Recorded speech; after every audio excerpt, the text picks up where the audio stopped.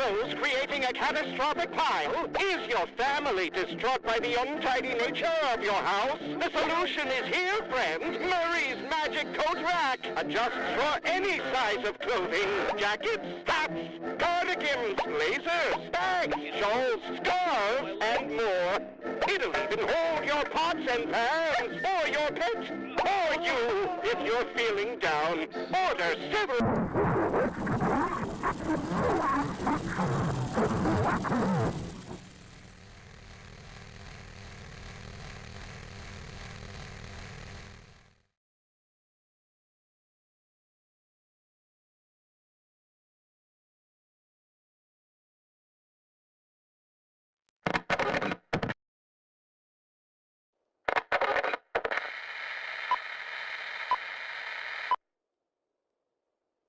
Are you looking for the perfect vacuum cleaner? There are so many to choose from, but none of them fit every corner of your home.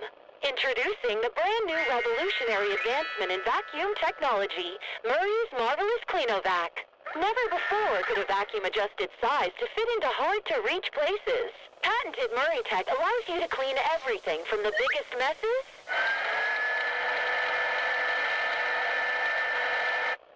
to the smallest crumbs. One size fits all. And what you really need most in a vacuum cleaner is friendship. Your family will love the new addition. Mom, you won't have to leave the kitchen for the house to be spotless. And your kids will have a friend for life. Murray's Marvelous Cleanovac. Order one today and make your family a happy one.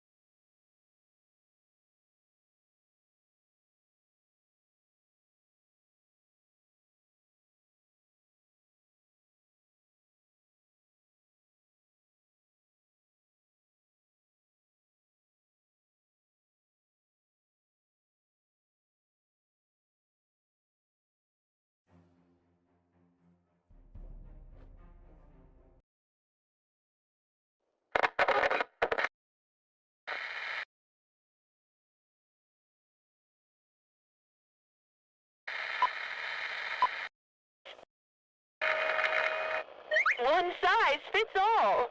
And what you really need most in a vacuum cleaner is friendship. Your family will love the new addition. Mom, you won't have to leave the kitchen for the house to be spotless. And your kids will have a friend for life.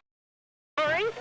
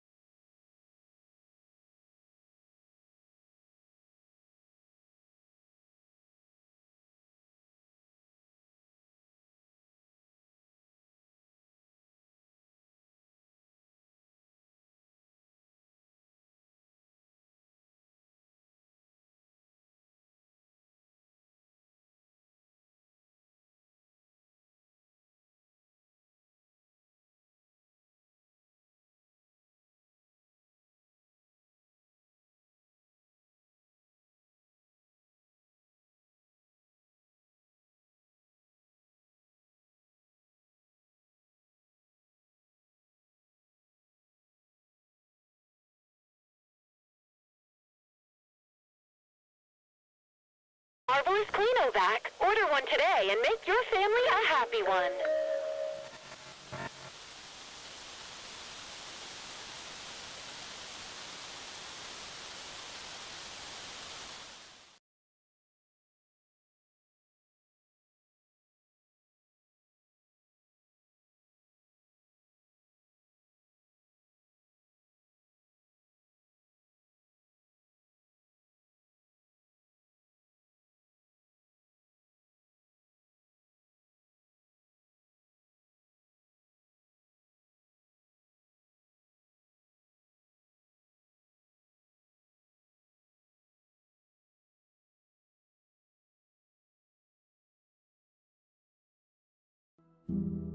The end of the decade 2010-2019 has been marked by numerous demonstrations, protests, and social movements around the world.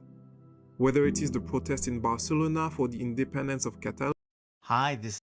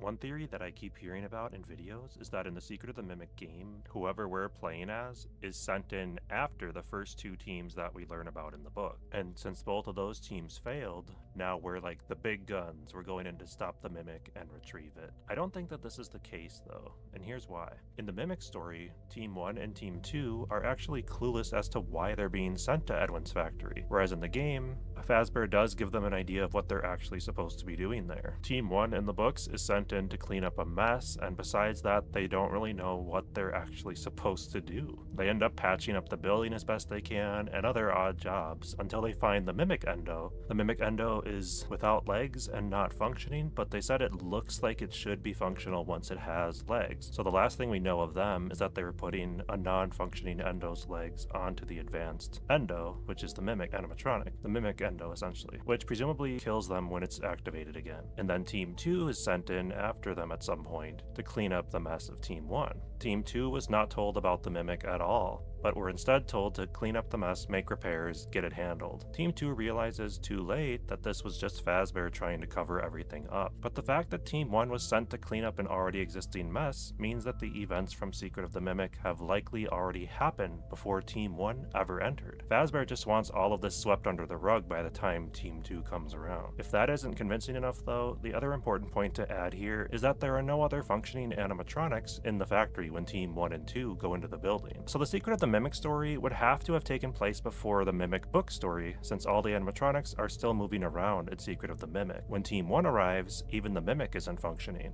The other possibility is just that the books aren't directly canon, and we're playing a similar but all new set of events, but things just play out differently than the books do. In this version, Fazbear Entertainment lets us know why we're going into Edwin's Manor, but they redact a bunch like they do for Team 1 and 2, who don't really know why they're actually going in. They redacted all the other information, which does seem to imply that something may have already happened here either way. If, on the flip side though, the game takes place after these two teams have come and gone, it is curious how orderly everything looks in the trailer until the chaos starts unfolding, which just makes me think something has to have happened before these teams go in to clean up the mess. One last thing I do want to mention. Team 2 consists of Dominic, Harry, and Glenn. When they first enter the factory, they're observing how creepy it is, and the book reads as follows. Harry had told Dominic he debated whether to quit the job rather than take the assignment. "What are you afraid of?" Dominic had asked, resisting the urge to laugh at his friend. "I've heard stories," Harry had said. "What stories?" Harry had shaken his head. "My mom always says that talking about something gives it more power." Dominic had snorted at the superstitious idea. Now, however, he wondered what Harry had heard. What was so bad that Harry didn't want to give it more power? Which brings up the question, what were the stories Harry had heard about? It seems Fazbear can never keep the allegations away, and deservedly so. This company is disgusting. It seems like something did happen sometime before these events. So currently, I absolutely believe that regardless of book canonicity, we are going to experience that first event, the big nightmare tale that the book hasn't filled us in on yet. The secrets will come to a bunch like they do for Team 1 and 2, who don't really know why they're actually going in. They redacted all the other information, which does seem to imply that something may have already happened here either way. If, on the flip side though, the game takes place after these two teams have come and gone, it is curious how orderly everything looks in the trailer until the chaos starts unfolding, which just makes me think something has to have happened before these teams go in to clean up the mess. One last thing I do want to mention. Team 2 consists of Dominic, Harry, and Glenn. When they first enter the factory, they're observing how creepy it is, and the book reads as follows. Harry had told Dominic he debated whether to quit the job rather than take the assignment. "What are you afraid of?" Dominic had asked, resisting the urge to laugh at his friend. "I've heard stories," Harry had said. "What stories?" Harry had shaken his head. "My mom always says that talking about something gives it more power." Dominic had snorted at the superstitious idea. Now, however, he wondered what Harry had heard. What was so bad that Harry didn't want to give it more power? Which brings up the question, what were the stories Harry had heard about? It seems Fazbear can never keep the allegations away, and deservedly so. This company is disgusting. It seems like something did happen sometime before these events. So currently, I absolutely believe that regardless of book canonicity, we are going to experience that first event, the big nightmare tale that the book hasn't filled us in on yet. The secrets will come to light, and honestly, I'm having trouble waiting. New school. You make any friends? One. What's his name? Mia? In life, you have only one question. Is it worth fighting for it or not? But were instead told to clean up the mess, make repairs, get it handled. Team 2 realizes too late that this was just Fazbear trying to cover everything up. But the fact that Team 1 was sent to clean up an already existing mess means that the events from Secret of the Mimic have likely already happened before Team 1 ever entered. Fazbear just wants all of this swept under the rug by the time Team 2 comes around. If that isn't convincing enough though, the other important point to add here is that there are no other functioning animatronics in the factory when Team 1 and 2 go into the building. So the Secret of the Mimic story would have to have taken place before the Mimic book story, since all the animatronics are still moving around in Secret of the Mimic. When Team 1 arrives, even the Mimic isn't functioning. The other possibility is just that the books aren't directly canon, and we're playing a similar but all new set of events, but things just play out differently than the books do. In this version, Fazbear Entertainment lets us know why we're going into Edwin's Manor, but they redact a bunch like they do for Team 1 and 2, who don't really know why they're actually going in. They redacted all the other information, which does seem to imply that something may have already happened here either way. If, on the flip side though, the game takes place after these two teams have come and gone, it is curious how orderly everything looks in the trailer until the chaos starts unfolding, which just makes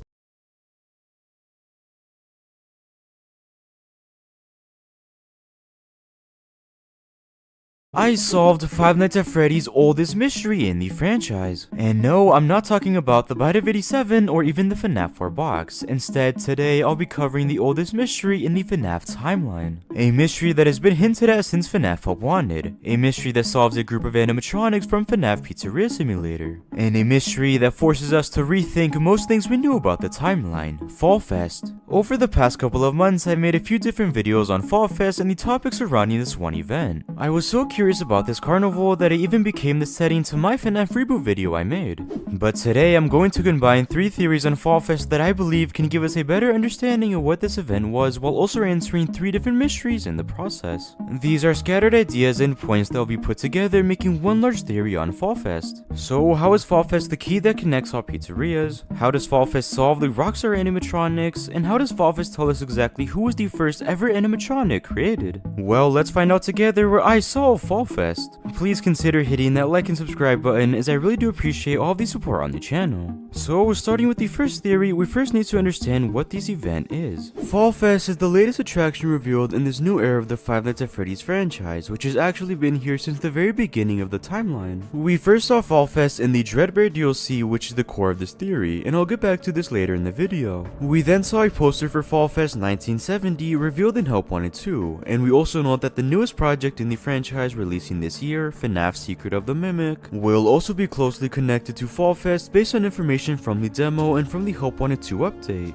The antagonist of this game, the Mimic, who will also be known as Jackie, is donning a clown costume which is clearly related to a carnival. And I believe it was this simple carnival that was trying to tell us that every single pizzeria from the franchise is connected by one thing. And they've been doing this even with the latest FNAF project, Help Wanted 2. And up to this point, we would only get more references and Easter eggs to this carnival. In Security Breach, we found this arcade game of Balloon Boy which took place in a carnival, this poster advertising Fredbear's singing show. In Ruin, we saw these carnival animal mascot suits which we can also find in the trailer, and even the Mimic wore a carnival lion suit in the Scooper ending. We could also find these prize boxes with the same pattern as the Secret of the Mimic carpet found in the teaser trailer and in the Help Wanted 2 update where we found Jackie's box. Meaning these prize boxes were teasing this new game and time period this entire time, as we know Secret of the Mimic will take place in the year 1979. But finally, in Help Wanted 2, the Carousel and Carney minigame both took place in a carnival, and presumably took place in the Fall Fest event itself. So obviously Fall Fest has been teased since the very first Help Wanted game and will continue to have a major role in the future of this franchise. But how is this carnival the key to connecting all pizzerias while using evidence from the franchise's most mysterious minigame, Midnight Motorist? Well, to answer this, we first need to look at the Help Wanted Dreadbear DLC. This DLC features a Halloween theme hub mode consisting of 3 new game modes that contain 10 new minigames, all focused around this Halloween theme. We are also introduced to brand new animatronics like Grim Foxy and Dreadbear himself. And most importantly, we learn that this DLC also takes place within the Fall Fest Carnival, as the game's hub contains a banner advertising Fall Fest 1983, an important year for the franchise. And this hub alone is the key that connects all pizzerias to Fall Fest 83 and to the carnival itself, starting with this house off to the distance. If this house looks familiar, that's because it's actually the Afton family house from FNAF 4, as it's the exact same shape and layout, where the house sits on a hillside surrounded by trees and a forest. This is a small but important detail that some might have even missed, as this reveals to us that Fall Fest has always been near and right in front of the Afton family house this entire time. And to further prove this idea, we also find this car behind the monitors that looks like a simple truck with white headlights to the player. But you can change the truck's headlights by pressing a hidden button found on the side of the monitors, which actually turns the car's headlights purple, which is an obvious reference to a minigame I've already mentioned, Midnight Motorist. You make good choices. After all, they brought you this far. This hidden minigame is known for the many mysteries within it, like who is Orange Guy, what is this pile of dirt, what is the Juniors building, who is watching TV, and who is the runaway. But from this confusing minigame, it's assumed that this house is the Afton family house, and that Orange Guy is actually Purple Guy who's driving a purple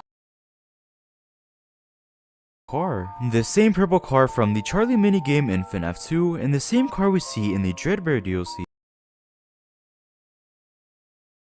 Like I mentioned, the headlights turn purple, which is a clear reference to the purple card Midnight Motorist, which not only makes these cars the same, but it also makes the setting and location identical as well. Again, this confirms that Midnight Motorist house is the Afton house, which we find in the distance and surrounded by a forest, just like in Midnight Motorist. So if the cars and houses are the same, this house is the Afton family house, and that orange guy is actually purple guy who's driving a purple car. The same purple car from the Charlie minigame in FNAF 2, and the same car we see in the Dreadbear DLC. Like I mentioned, the headlights turn purple, which is a clear reference to the purple card Midnight Motorist, which not only makes these cars the same, but it also makes the setting and location identical as well. Again, this confirms that Midnight Motorist house is the Afton house, which we find in the distance and surrounded by a forest, just like in Midnight Motorist. So if the cars and houses are the same, then what does this mean for Fall Fest and the setting in Midnight Motorist? Because we find the Afton family house and purple card Midnight Motorist, that also means we should be able to find Fall Fest in this minigame as well, and it's actually been right under our nose this entire time. When lining up the layouts of the minigame for Midnight Motorist and the Dreadbear DLC, the only place Fall Fest and this barn could be is in this clearing where we can find this pile of dirt, which makes perfect sense as it's a wide enough area for the carnival, and the pile of dirt could be here to represent what used to be a barn. Where else would Fall Fest lie when lining up these two maps and minigames? And the car also being in this clearing could just be another way of connecting the two. And this actually isn't the only place we've seen this barn. Like I mentioned, it's assumed that the Carousel and Carney minigame both take place within Fall Fest, because of their green skies, which matches up with the Fall Fest DLC, and because they're the only minigames that take place within a carnival. And when taking a closer look at the Carousel minigame, behind the red we see what appears to be the exact same barn from the Fall Fest DLC, further proving that it's the same Fall Fest that is near the Afton family house and in the clearing. So now that we know Fall Fest has to be near the Afton house and is in this specific clearing next to the barn and next to the Midnight Motorist car, using this evidence we also know exactly where Fall Fest lies next to 3 other pizzerias from the franchise. When looking at the Help Wanted secret ending where the player can choose to go through this door instead of following Glitch Trap, we find a tease and setup to security breach where we find the Pizzaplex is under construction and is hiring, but that's not all. To the side of us and behind us we find the exact same car and barn that we could also find in the Fall Fest 83 event. The two cars are the exact same truck and even have the same imperfections in the exact same areas. They are also submerged and destroyed in the same way in both of these moments. The barns also appear to be identical with their similar shape and overall design, but the barn in the secret ending just seems to be fixed and remodeled. The barn is to the left of the car just like it is in the Dreadbear DLC. They are clearly meant to be the same thing in the same exact area, which would mean that the Pizzaplex was constructed right in front of what would have been Fall Fest. But by this point, many years later in the timeline, Fall Fest is nothing but a simple clearing in a forest. And not only would Fall Fest be close to the Pizzaplex, but we also know this would confirm that the Afton family house is somewhere off to the distance of the Pizzaplex. We even find the similar hills and mountains from the Dreadbear DLC where the house would have resided, but because we don't find anything, it could mean the house is destroyed by now. But the remains, the memories, and what's left of it is most definitely near the remains of Fall Fest and of the construction of a new era of the timeline, the Pizzaplex. And this isn't the last time we've seen of the Midnight Motorist car, as in Security Breach and in the sequel we once more find the exact same car. The same truck with the same headlights and imperfections, submerged into the rubble.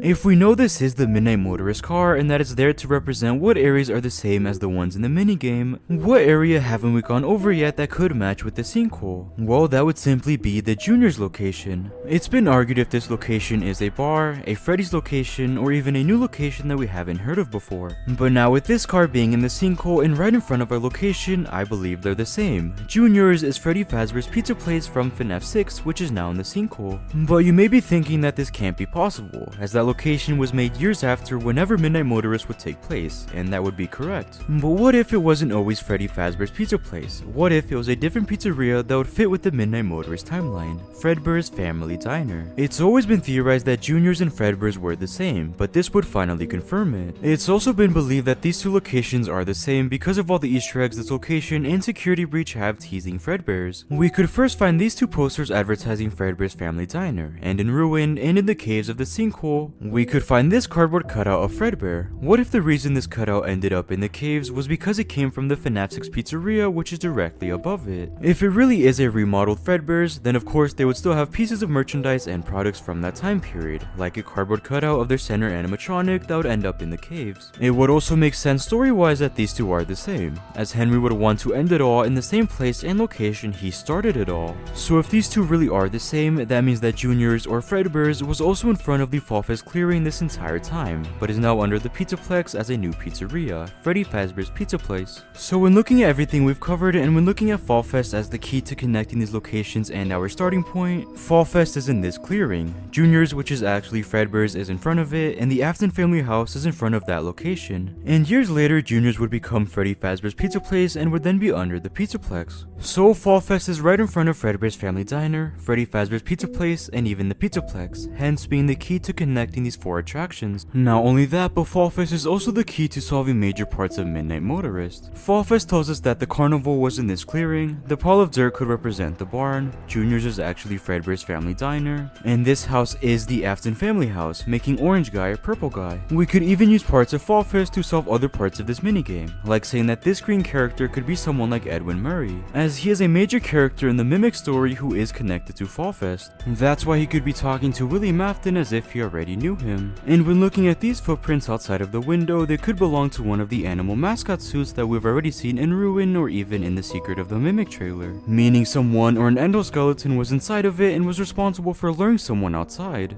But that's for another video, as although I talked a lot about Midnight Motorist in this video, I wasn't attempting to solve it, as I wanted to focus on the placements of all the pizzerias. But for some clarification, it can be argued that Fall Fest cannot be connected to FNAF 6 or Midnight Motorist, because it was introduced years after Pizzeria Simulator, and it's hard to imagine that Scott Cawthon had all of this planned. Although this can be true, I do think Scott was teasing this carnival in some way with this poster that did come from FNAF 6 and from one of the cinematics. In the Scrap Trap cinematic, we find this poster, advertising Spookfest. This poster sounds and is familiar to Fall Fest, and in Fall Fest and in the barn I've discussed many times, we find the exact same poster. We also find these clown posters that also came from FNAF Pizzeria Simulator, which to me is trying to make it clear that Spookfest and Fall Fest are one and the same, meaning it did exist at the time FNAF 6 was created, just not as fleshed out as it is now. So although it's likely that everything wasn't planned since the start, by using evidence from newer games, we can start to fill in gaps of Midnight Motorist and its story. And I also believe, like the FNAF 4 box, that Midnight Motorist and its story has changed over time. When FNAF 6 was released, Midnight Motorist had a story, one that I think still hasn't been fully solved to this day. But as more games were released and as more lore was added, the story possibly changed to where it included Fall Fest. And something else that I haven't mentioned yet is the FNAF Secret of the Mimic warehouse. We know this game is going to take place in a warehouse that was owned by Edwin, and I've already made a video going over the theory and idea that the warehouse is actually under the FNAF 6 pizzeria and under the Pizzaplex. I went over evidence from the trailer that suggests the two areas are exactly the same, and other evidence like red bricks found throughout the Pizzaplex and sinkhole that could have only come from the warehouse. So make sure to check those videos out as well. But if this were true, that means that Fall Fest would be near the warehouse the entire time as well. But here are where things start to get complicated and wouldn't align perfectly, as that would mean the warehouse is under Fredbear's Family Diner, but we know they're both open at around the same time, so this would be impossible. And especially when looking at the beginning of the trailer, it looks like the warehouse is not near a forest like the many other areas we've discussed in Midnight Motorist. And really, this just brings me to my final point. This video is just a theory. By no means am I saying that anything I've said is 100% canon or even true. These are just connections that I and others have made, possibly connecting Fall Fest to other pizzerias. I'm also aware of implications like the Midnight Motorist car ending up from Fall Fest to the Pizzaplex and in the sinkhole, as in the ending the Pizzaplex is well under construction. So was it moved there for some reason? Are they two separate cars? Is this even the Midnight Motorist car? Again, it could go either way, but because they're the same, because we see a similar pattern within these games and minigames, I believe it has to mean something. So although we still don't know exactly where Fall Fest lies within the story or timeline, I believe we can start to theorize about it by using evidence from the Dreadbear DLC. But with all that said, I hope you guys enjoyed this video on Fall Fest and what I believe is the key that connects all pizzerias. So what do you guys think? Remember, this video is just a theory and nothing is confirmed, so if you disagree, that is completely fine, so make sure to comment down below any thoughts or theories. Moving on, we can start to look at the animatronics introduced from Fall Fest. And some of the most memorable animatronics come from the earliest point in the timeline, like Fredbear and Spring Bonnie. But with new inclusions to the franchise, like with FNAF Secret of the Mimic and the FNAF Help 1 and 2 update, we've now had to rethink the earliest point of the timeline timeline, and more specifically, the animatronics that were present. We've already been introduced to new animatronics that came from this time period, but in this video, I'm going to go over animatronics that we've already been introduced to years ago that might have also been from the earliest point in the timeline, and might have been the most overlooked characters in the entire franchise. So make sure to like and subscribe, and let's go over how FNAF Help Wanted 2 solved the Rockstar animatronics. The Rockstar animatronics are a set of revamped animatronic models from the Freddy Fazbear's Pizza Place location by Fazbear's Entertainment. They first appeared in FNAF 6 as purchasable items from the Smiles and Servos Inc. catalog, which is a company that I'll get back to later in this video. However, Lefty is the only animatronic that can be found in the refined sections of the catalog.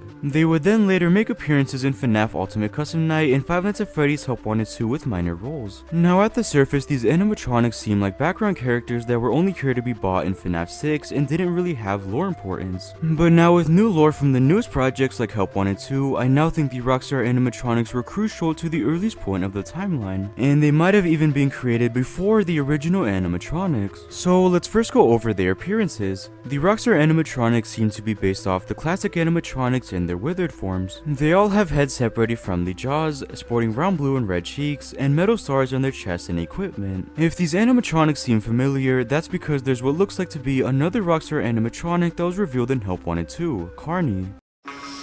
Why bother? Why make your job even tougher?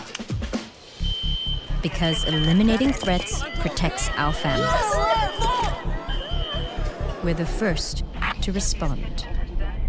Calm down. Shut up! This is none of your business! Safeguarding our checkpoints to protect what matters most. Carney had a small role in this game as both the announcer and antagonist in the Phaser Blast levels. Carney is a russet brown colored bear that is clearly similar to Rockstar Freddy and Lefty. Carney has bright yellow eyes with maroon eyelids, he sports a blue top hat and a green and white striped vest. He also wears a blue bow tie and his kneecaps are also the same color. His head is also separated from the jaw by metal rods just like the other Rockstars. It's been heavily theorized that not only the Phaser Blast levels but also the carousel levels with Moon actually take place in a carnival within the FNAF universe, Fall Fest. We've already seen the Fall Fest carnival in the Help Wanted Dreadbird DLC where we saw Fall Fest 1983, and the minigames in that DLC also took place within the carnival. But now with Help Wanted 2, we find a poster advertising Fall Fest 1970, meaning this carnival has been around for much longer than we've expected and much earlier than any of the pizzerias. So if we are assuming that the minigames in this game are taking place in Fall Fest, that means that Phaser Blast and this carousel minigame are presumably taking place in the 1970s, which would also mean that Carney is from this time period as well. So when looking back to the Rockstar animatronics, how can Carney also be a part of this group based on their designs if the rest of the group comes from the latest point in the timeline? Well, what if they didn't? What if the Rockstars were also from the 1970s and from Fall Fest, making them the earliest animatronics in the timeline? Because we find different animatronics attending each attraction in these minigames, it's safe to say that at each event or attraction in the Fall Fest Carnival, there was a corresponding animatronic you would find at the scene. Carney was at Phaser Blast while Moon was at the carousel, and these are just the attractions we know of. And although we don't know of the other attractions at Fall Fest, I believe that the corresponding animatronics at those attractions were actually the Rockstar animatronics. Let me explain. Carney having an identical design to the other Rockstars feels very intentional. Not only is it to show us that they're the same, but it's also to show us that the Rockstar animatronics were also possibly a part of this carnival. Now I don't think they were the exact Rockstar animatronics that we find in FNAF 6, but instead I believe it was carnival style the Rockstar characters instead. And specifically, it makes sense that Rockstar Freddy was originally Carney. They share the exact same design and Carney would have just been the first version of this character. And I believe the other Rockstars would have had their own booth in the carnival, excluding Lefty who was created in FNAF 6. And it makes sense they would have all had unique names while sporting a striped green and white vest just like Carney. Or they could have all had their own unique designs. But we can even predict the attractions these animatronics would have been a part of. as we can assume Bonnie would have been a part of a booth that had something to do with music. Chica would be a part of a classic carnival attraction that includes food, or she could have even been the attendant at a food stand. And it's safe to say that Foxy would control a pirate-themed booth, and we can even say that the bird on his shoulder that appears in FNAF 6 and Ultimate Custom Night also had some role in this attraction. So I believe that these animatronics would have been known as the Carnival Rockstar animatronics, which means that the Rockstars were originally attendants in the Fall Fest 1970 carnival. But what would this mean for the rest of the timeline and for the other animatronics that would supposedly come after this time period. Well, in one of my last videos, I went over the FNAF Up 1 and 2 update and the new building that was revealed where Secret of the Mimic is now going to take place. I also went over a mural on this building that actually revealed to us the first animatronics to exist in the franchise. The mural depicts a blue bunny, a yellow bear, and has symbols of a sun and moon. The moon and sun clearly represent Sun and Moon, who were introduced in Security Breach, meaning they actually came from the early 1970s and were part of the first animatronics created. This would also line up with the moon being the antagonist in the carousel minigame. But because the symbols are small and subtle, this could mean that they only served as side animatronics to the main two characters. As front and center, we find a yellow bear and a blue bunny, not a yellow one. It's never been debated that Fredbear and Spring Bonnie were the first animatronics ever, and that they were the face of the company. But now with this mural, it looks like Fredbear and Bonnie were actually front and center. But in that video, I went over how I believe that they were actually mascot versions of these characters. Mascots that we've already seen in Ruin and in the Secret of the Mimic demo. You can watch the full video here for a full explanation, but now, how do the Rockstar animatronics fit in with this lineup? Well, like Sun and Moon, I think it makes the most sense that they were simply side animatronics that only had a role in Fall Fest. This would also mean that in FNAF Pizzeria Simulator, the Rockstars would not be revamped versions of the original 4-man animatronics, but they would now be revamped versions of their original Carnival counterparts. Animatronics that would simply be attending their booths, animatronics that would eventually be forgotten alongside this carnival. Now this is a topic I'm going to fully go over in another video, the Fall Fest fire. In every single minigame connected to Fall Fest, it ends in a fire, and we even have this version of Carney or Rockstar Freddy where he is fully burnt. Meaning at some point a fire took over Fall Fest and was the reason it was forgotten for so many years. Now who started this fire, what year it took place, and how it affected Fazbear's Entertainment are all topics I'm going to discuss in a future video. But for now, I believe that this fire destroyed the Rockstar animatronics and the memories of these animatronics, until they were brought back years later by a mysterious company, Smile and Servos Inc. This is the company we find in FNAF 6 in the catalog, as they were the ones selling those animatronics. So does this mean that they are responsible for bringing them back, for remaking these animatronics and selling them to this new pizzeria? Does this also mean that they were around in the 1970s and were the ones who created the original Carnival Rockstar animatronics and sold them to Fazbear's Entertainment? Well, these are mysteries that can't really be answered right now. Would everything come full circle perfectly and make sense narratively if these mysteries were true? Well, of course. But there's no way of really knowing, especially since this company isn't mentioned anywhere else in the franchise. But I do believe that there is a small chance that they will show up in FNAF's Secret of the Mimic, where we know Fall Fest will have a large part in, and I also strongly believe that the Rockstar animatronics themselves will also show up in Secret of the Mimic. Now, I don't think they will have large roles where they are antagonists or anything we will have to watch out for, but I do think we'll find references to this group, or we might find the animatronics themselves scattered around the factory where the game will take place. In the demo, we learn the factory is already full of empty mascot suits, so is it really that hard to believe that they would also be full of animatronics, like the Rockstars? So because Carney shares a strong resemblance to the Rockstar animatronics, and because we know nothing about the Rockstars and a carnival named Fall Fest, we can begin to theorize that the Rockstars were originally in the Fall Fest carnival as attendants in different booths, just like Carney. They would all be carnival themed characters, but they would be forgotten in a fire that destroyed Fall Fest, but they would be brought back by a mysterious company in FNAF 6. So I believe that the Rockstars were originally known as the Carnival Rockstar animatronics and had a role in Fall Fest. Now I want to emphasize this video is just a theory and nothing is confirmed. I think this is just a fun theory where the Rockstars are now much more important to the franchise and will have roles in part of the timeline we've never seen before. So if you disagree, that is completely fine. Make sure to comment down below your thoughts and theories. And what do you guys think? What are the Rockstar animatronics and did they have a role in Fall Fest? And finally, let's look at a missing animatronic that nobody talks about. And some of the most memorable animatronics come from the earliest point of the timeline, like Fredbear and Spring Bonnie. But with new inclusions to the franchise, like with FNAF Secret of the Mimic and the FNAF Up 1 and 2 update, we've now had to rethink the earliest point of the timeline and more specifically the animatronics that were present. We've already been introduced to new animatronics that came from this time period, and in this video I'm going to go over a missing animatronic from the earliest point of the franchise that nobody talks about. An animatronic that was revealed with a new location set in FNAF Secret of the Mimic, an animatronic that was the first, an animatronic that was the face of Fazbear's Entertainment. So make sure to like and subscribe, and let's find this missing animatronic. Like I mentioned in the Help Wanted 2 update, we were introduced to the location where FNAF Secret of the Mimic is gonna take place. I have already made a video on the location itself and how it's connected to a security breach, the secret company hidden in the location, and its role in the new FNAF game. But now I want to focus on a mural on the building, and more specifically on a character that seems out of place, so out of place that it might force us to rethink the entire FNAF lore. And I'm talking about what I'm calling Mascot Bonnie. When looking at this mural, we see characters that we already recognize, like Fredbear, and we even see a reference to Sun and Moon, meaning he might have also come from this time period. Below, we also find this old wagon that could be related to Fredbear's first appearance. In Security Breach, you could find these posters advertising Fredbear's singing show, which is theorized to be the first form of entertainment created by William Afton. And this would have been a traveling show that would have used this wagon to travel around, so maybe this mural is hinting to that show and to Fredbear. But most importantly, and what do you guys think? What are the Rockstar animatronics, and did they have a role in Fall Fest? And finally, let's look at a missing animatronic that nobody talks about. And some of the most memorable animatronics come from the earliest point of the timeline, like Fredbear and Spring Bonnie.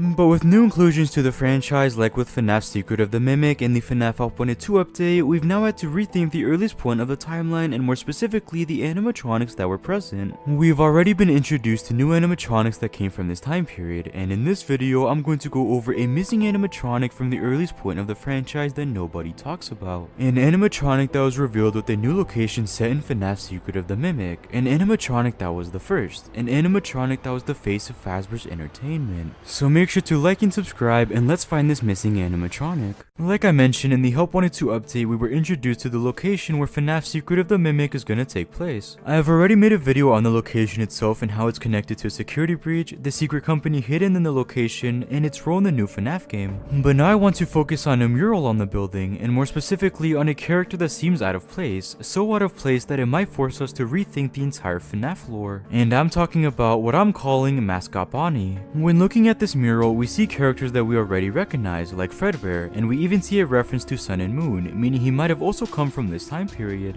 Below, we also find this old wagon that could be related to Fredbear's first appearance. In Security Breach, you could find these posters advertising Fredbear's singing show, which is theorized to be the first form of entertainment created by William Afton. And this would have been a traveling show that would have used this wagon to travel around, so maybe this mural is hinting to that show and to Fredbear. But most importantly, next to Fredbear we find a blue bunny, and this is the missing animatronic that nobody talked about. Well, we know FNAF Secret of the Mimic is going to take place in the year 1979, meaning it's now going to be the earliest game in the timeline, with it taking place 4 years before FNAF 4. And based on the description of the demo, and now with the Help Wanted 2 update, it's clear that Secret of the Mimic will have us rethinking the earliest parts of the FNAF lore, starting with the animatronics. Before this game was even announced or teased, it's been essentially confirmed that the first ever animatronics created by Fazbear's Entertainment were Fredbear and Spring Bonnie. We know this from evidence from the books, early FNAF games, and now even with the newest FNAF games like Security Breach. We've seen Fredbear and Spring Bonnie in games like FNAF 4, where FNAF 4 shows off the first restaurant in the business, Fredbear's Family Diner. It's been assumed that these two were a pair that were created together and were the face of the company, being the first. So in a time period that predates Fredbear's Family Diner, and in a time period where there's an even earlier location, Fredbear and Spring Bonnie should still be present and the face of Fazbear's Entertainment.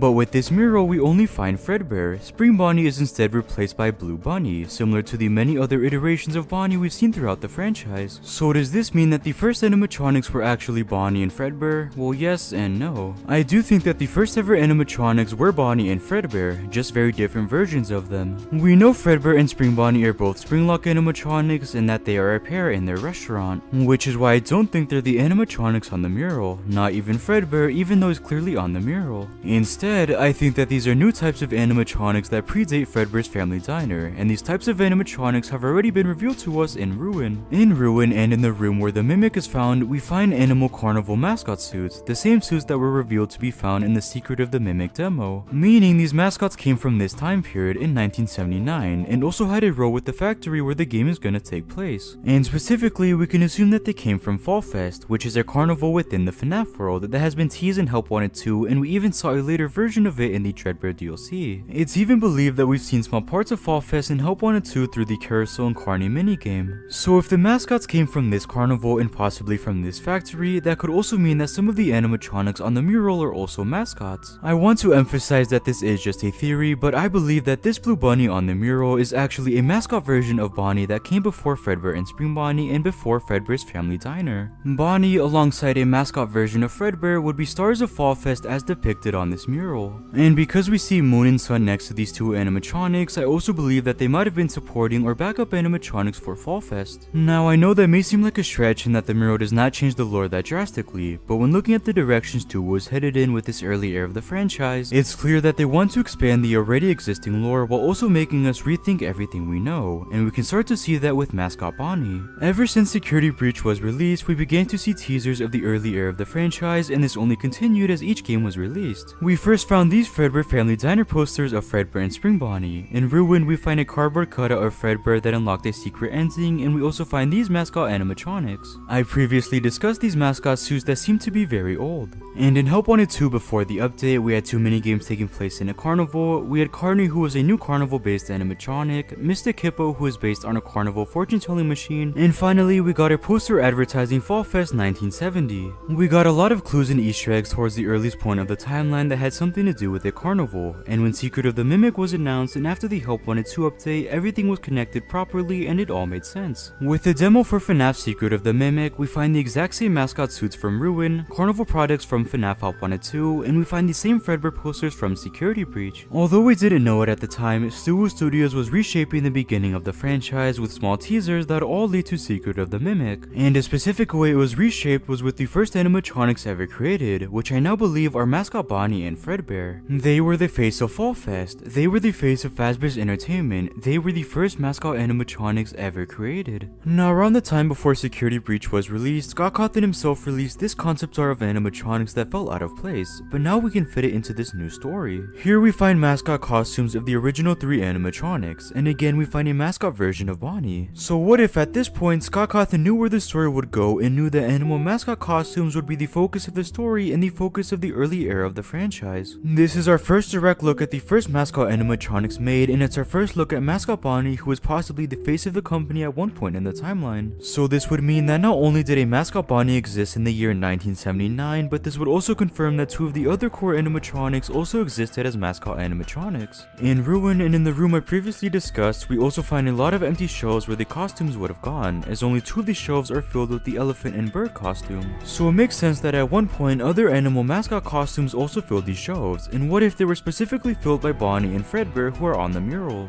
Or maybe they could have been filled by other costumes like Freddy and Chica from the artwork, or by costumes that we learn about in the Tales from the Pizzaplex novels. And although they aren't here, maybe we'll find them in FNAF Secret of the Mimic. I think there's a big possibility that we'll find mascot Bonnie and Fredbear in this game, maybe as major roles or just as Easter eggs. But we could find them on stage performing, or just the empty mascot suits that the Mimic could even wear at one point throughout the gameplay. Now I also want to make it clear that by no means is this a new theory or even a new discovery. It's already been widely believed that carnival mascot animatronics had a role in Fall Fest. This would all happen before Fredbear's Family Diner, and it was also widely believed that they were going to be the focus in future games and projects. But now with this mural, and what I want to bring to light is that specifically a mascot version of Bonnie and Fredbear were the face of this carnival, as they were clearly the face of the mural. It was never Spring Bonnie and Fredbear at the face of Fazbear's Entertainment, it was instead Bonnie and Fredbear. But what happened to mascot Bonnie is a complete mystery. Is he somewhere else in a pizzeria? Is he hidden in Ruin? Is he used for another mascot or animatronic?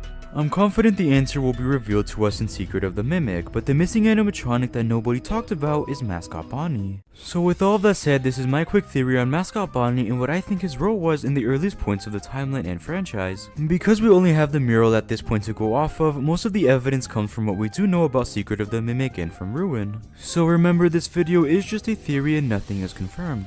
So what do you guys think? Is mascot Bonnie the missing animatronic, and were they the face of Fall Fest? So make sure to like and subscribe for more content like this, and thank you guys so much for watching.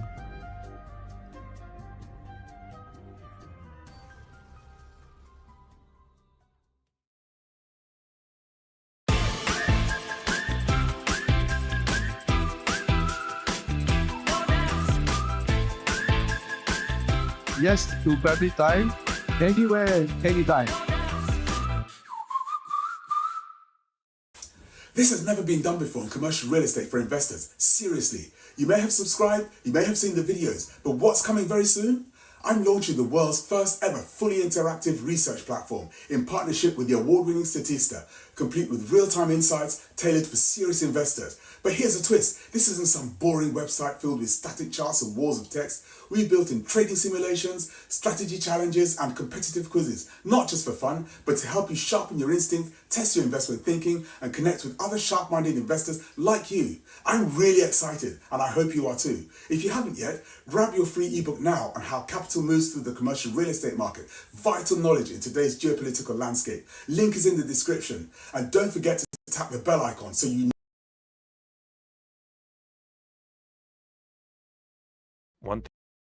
One theory that I keep hearing about and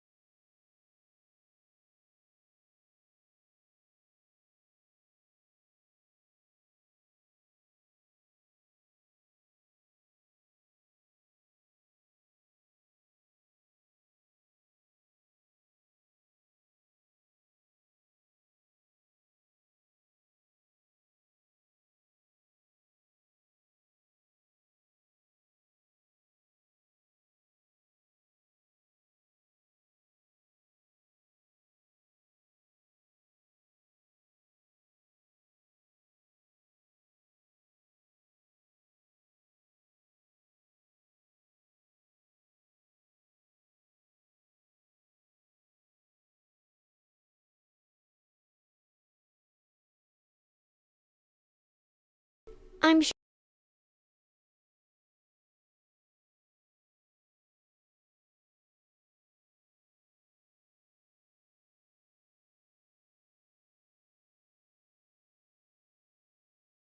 we've all heard about the evil corporation trope. They're all over the place. Big businesses that don't care about anything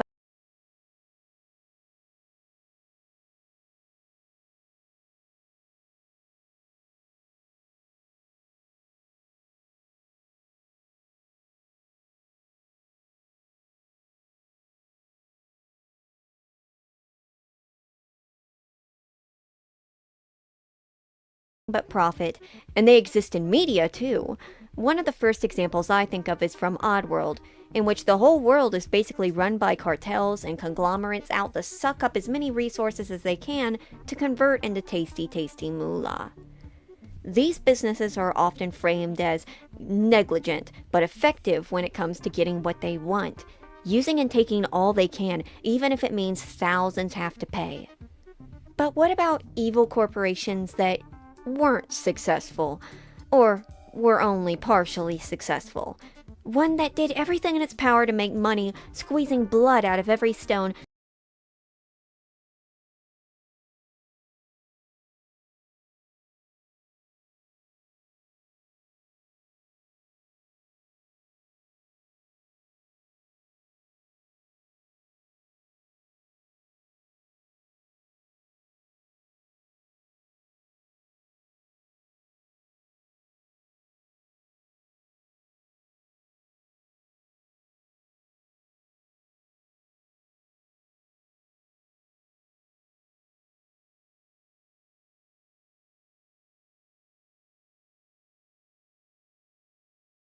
but due to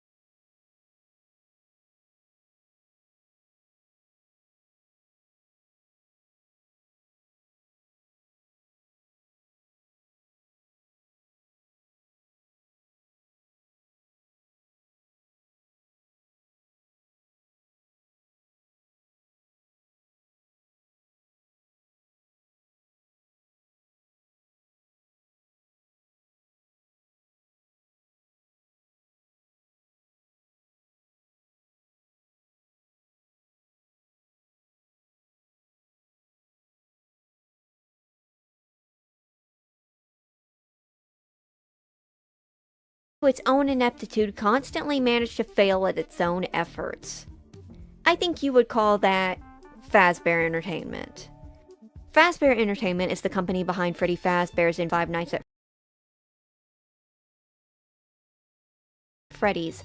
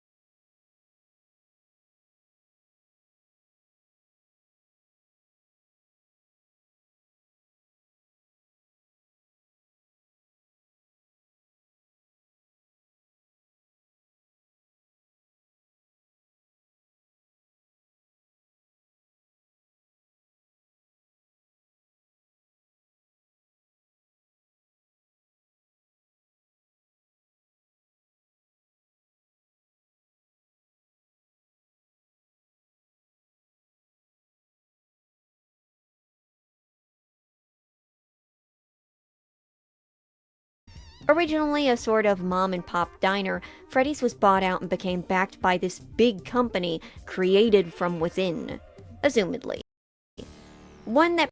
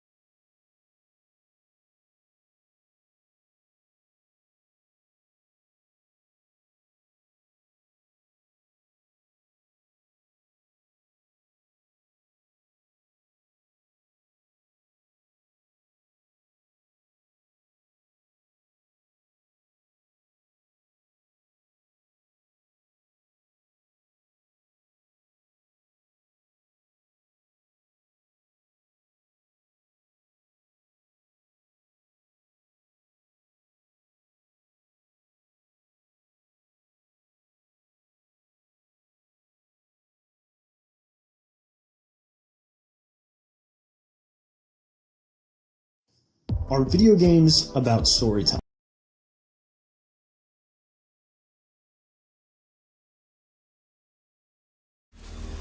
The world is changing. Despite what some might say about me, I do not consider myself part of the Undertale Deltarune community, but I've been watching it, quietly, for a long time now. As an outsider, I was given a very different vantage point, one that was not shaped by the comfort zone the larger community has settled into. Undertale is an extremely parasocial game. There's no getting around that. As a high power level weeb who rarely even interacted with the English speaking internet in 2015 when Undertale dropped, I wouldn't find out about the game until Japan did. First as a screenshot in a small segment of a game magazine, and second when it took over some of the Pixiv Top 100 for its anniversary. Let me reiterate, Undertale is a highly parasocial game.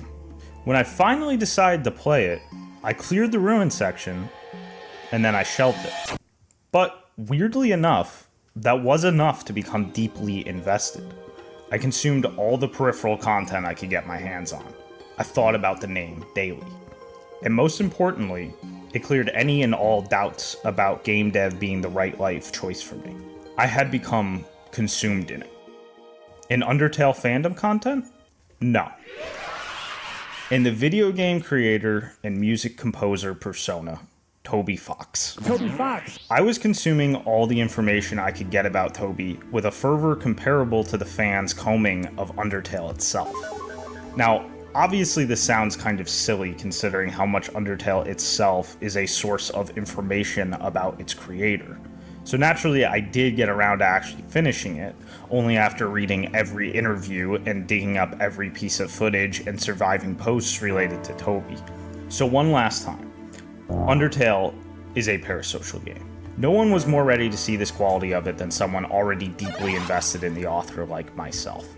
Now, as much as parasocial elements are notoriously useful from a financial standpoint, it's not that simple. Toby made Undertale parasocial for a reason. He was trying to communicate something to the world, something aside from the messages that have already been identified within the game. I took the full brunt of this message from Toby in a way no one else could.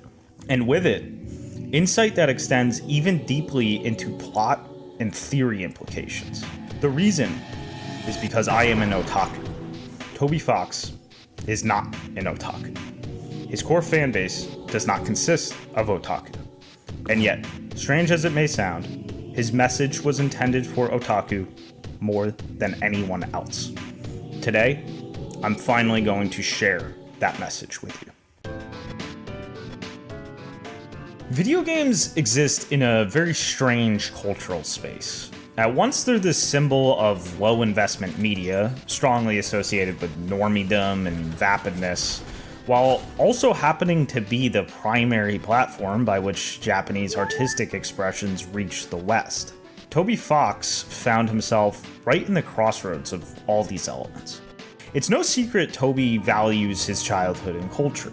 The constant references to American culture and sense of the author having grown up in the 90s alone is enough to make that clear. At the same time, Undertale makes constant references to Japanese games, particularly the ones he grew up playing. However, there's one Japanese game in particular that seems to have left its mark on Toby's mind in such a major way as to become one of the most vital cornerstones of Undertale's entire identity. No, I'm not talking about the Mother series. I'm talking about Brandish. Among the messages about friendship and peace and escapism and completionism, there's another side to Toby that only his most serious followers may have taken note of. It's something easily overlooked by non-otaku, which is most of Undertale's fandom. It's Toby's obsession with the concept of the yusha, i.e. the otaku concept of the most conventional hero. The type of hero that has good looks, wields a sword, and vanquishes Amado, an evil king, to save his world. Based on what Toby has said, Brandish appears to be his initial childhood run-in with the Yusha concept, manifested in Brandish's hero, Varric, aka Ares in the original version. The Yusha itself is a concept full of conflict and contradictions, most of which otaku media has explored itself. Concepts such as contradictions between peace and violence, value on normalcy while possessing traits of an outcast, and fighting tyranny while identifying with power yourself. If this already sounds Undertalian, well, then you're thinking down the right track.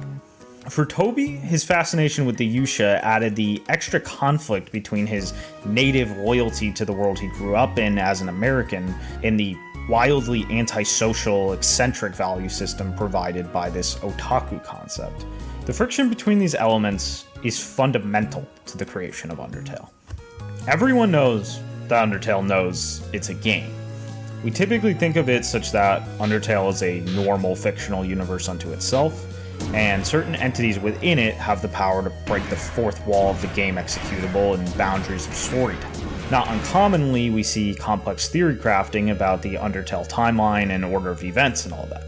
Well, I'm sorry if you're attached to that kind of thing, because it's time to completely re-examine the logic of Undertale's world. Headache at the worst moment? You're up in 5 minutes. And when your usual doesn't work? There are two fourth walls in Undertale. Undertale is not simply aware that it is fiction. Undertale is fiction within fiction. Things are going to get a little complex from here, especially given the inherently controversial nature of analysis and theorizing. To solve this issue, I'm going to use an organization device that should clear out any of the usual issues that come with this kind of info. All information will be grouped into 3 categories: confirmed information, inferred information, and speculated information. We will be using these categories both when speaking about the games and Toby Fox himself. With this, we can effectively avoid any of the usual gastrolicious pitfalls of UTDR analysis. So let's restate the idea, and this time, assign it its appropriate category. There is no exact hard evidence for the idea that Undertale's world is fiction within fiction. If there was, you wouldn't need me to point this out, as it would have been observed nearly a decade ago. Much more important than this concept is actually the ideas that support it. And these are where the confirmed information is going to get juicy. Let's start with something often overlooked when it comes to analyzing Undertale: New Home.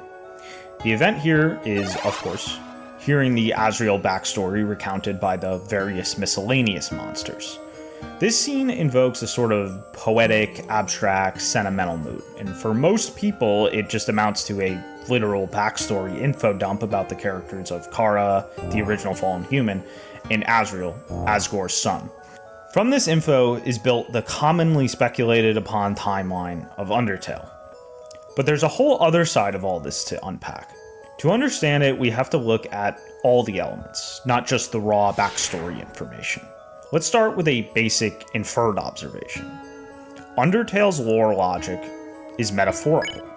We have inconsistencies, such as the way 1 minute humans use their best magicians to seal the monsters, and the next minute humans supposedly can't even use magic.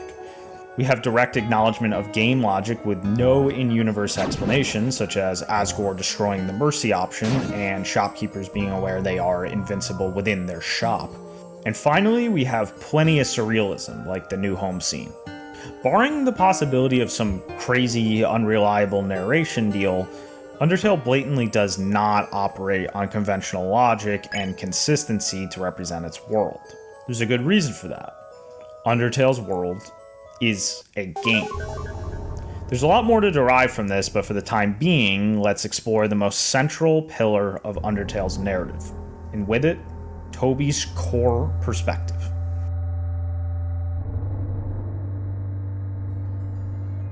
What Toby lacks in conventional writing experience points, he supplements very strongly with 2 things: his sense of establishing moods and his sense of establishing motifs, both of which likely stem from his musical ability. He mentioned once in Undertale, it is meaningful that important things come in sets of 3. which, when taking its frequent allusions to Christianity into account, is almost certainly inspired by the concept of the Father, Son, and Holy Spirit. And I'm not a theologist, so I'll simply explain this concept from a basic conceptual standpoint. The Father is the highest form of the entity, in this case the entity being Christian God. The Father lives in heaven and isn't easily interacted with, but rules over everything below. The Son is the physical manifestation of the Father on earth in a form humans can interact with. The Holy Spirit is the concept of the bond between humans and the entity of God. This might have activated some mental light bulbs. Asgore is the Father. He rules at the highest point of the map, representing the boundaries of the world. The Holy Spirit is Toriel. Toriel is what binds the human to the world of Undertale and prepares the first impression of Asgore, in this case via fear. The Son is, of course, Azrael. Azrael is who the human, Kara, was closest to. Their relationship is the most tangible, immediate embodiment of Kara's connection to the underground. Each one of these characters is a personification of the player's relationship with a video game based in a conventional hero's journey. Asgore is the model, the evil king. He is the final boss. Undertale even has a term for his type of monster, fittingly called boss monsters. Oh, he's a beast.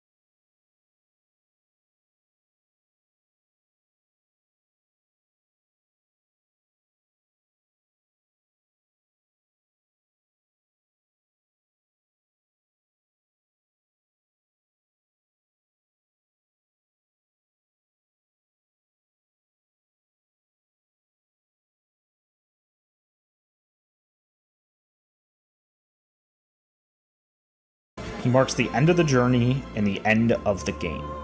He guards the borderline between underground and the surface, the video game and reality. Killing him is the objective of the game. Toriel is the tutorial from which she derives her name. She marks the beginning of the game. She babies and mothers the player through explanations and handholding. While fundamentally a good person, her excessive protectiveness inherently supports a violent view of the outside world and Asgore through defensiveness. Azrael is the time spent in the game itself. He is the player's experience of the game. This easily provides explanation for why there is the distinct war mechanic in place where Asgore only ages while having living offspring.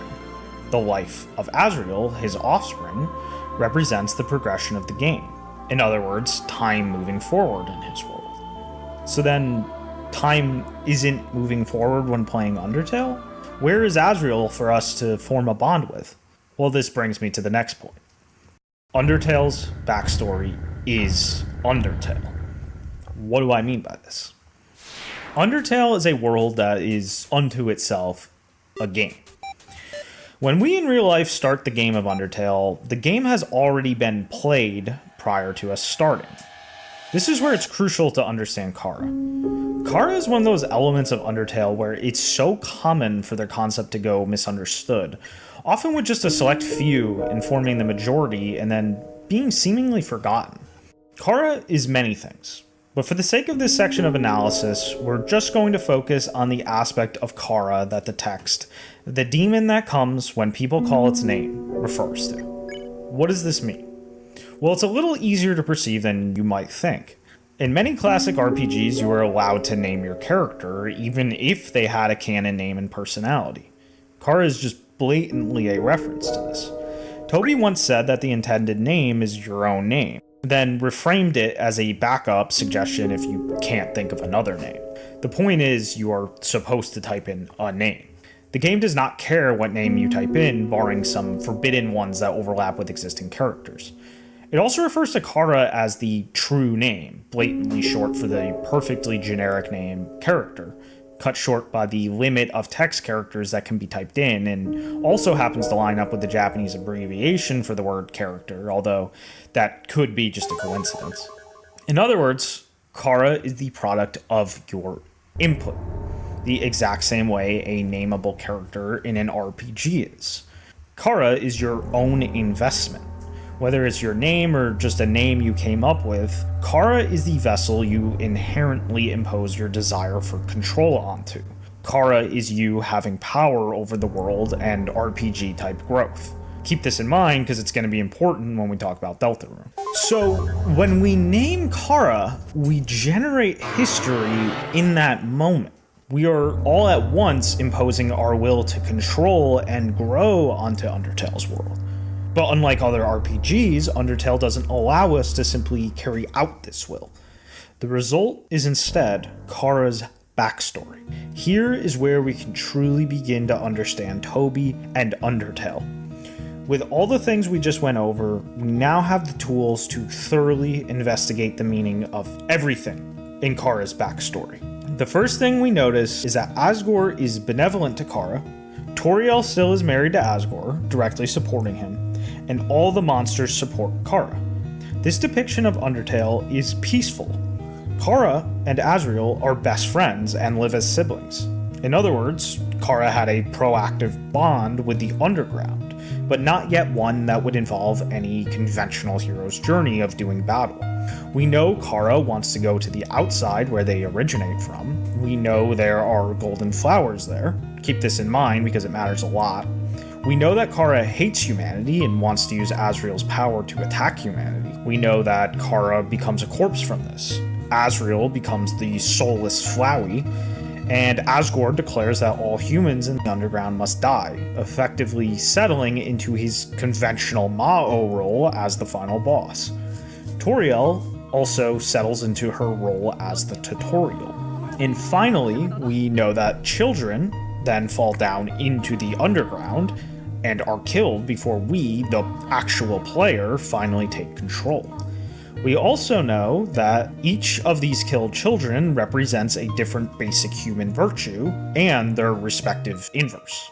Undertale as a game has already been played multiple times before we even begin control. Naming Kara is all it takes to set all of this in motion. Kara is the initial contact, the embodiment of the innocent sociopathy that enters a game world, connects with it, but ultimately sees it as a tool for power and revenge. This lines up with the depictions of Kara's personality we get to see, childishly innocent yet lacking empathy. Which brings us now to the essence of Kara in this backstory: early childhood. Toby has explained how his initial experience with Brandish happened at an age so young he was interpreting strange and subjective things in the game. It was such a formative experience that you can see his attachment to it into his late teens and 20s, like the inclusion in his Halloween hack, which prototypes a lot of Deltarune concepts, and his college graduation mural. Toby clearly experienced something I myself know extremely well. It's that initial shock of seeing your ideal Yusha image. It's the image of a character that represents flawless, heroic power. My personal earliest memories of this kind of shock were with Link in Ocarina of Time and Cloud in Final Fantasy VII. While I may have moved on to concerning myself a bit more with the mental and physical makeup of cute girls and more relatable masculine role models, I never forgot what it feels like to feel a raw sense of admiration towards a Yusha. And Toby certainly did not forget. Toby expresses in the making of the Halloween hack just how much Varric represents his ideal of indulging in power. A power that puts you above others. In childhood, the desire to be a Yusha, a heroic protagonist, stems from an innocent, indulgent desire to be stronger than those around you. Something I'm sure we've all experienced. Kara contrives the means to make Asgore a murderer by indulging in their own desire for power. Their suicide led to the possession of Azrael, which led to Azrael's death at human hands, something that only happened due to Kara's own proactive attack on humans. This inspired Asgore's sense of justice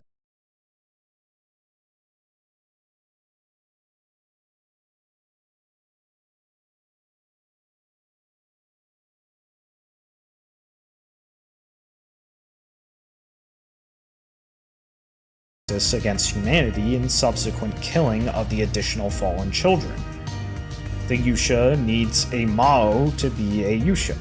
The Mao creates the justification for Yusha.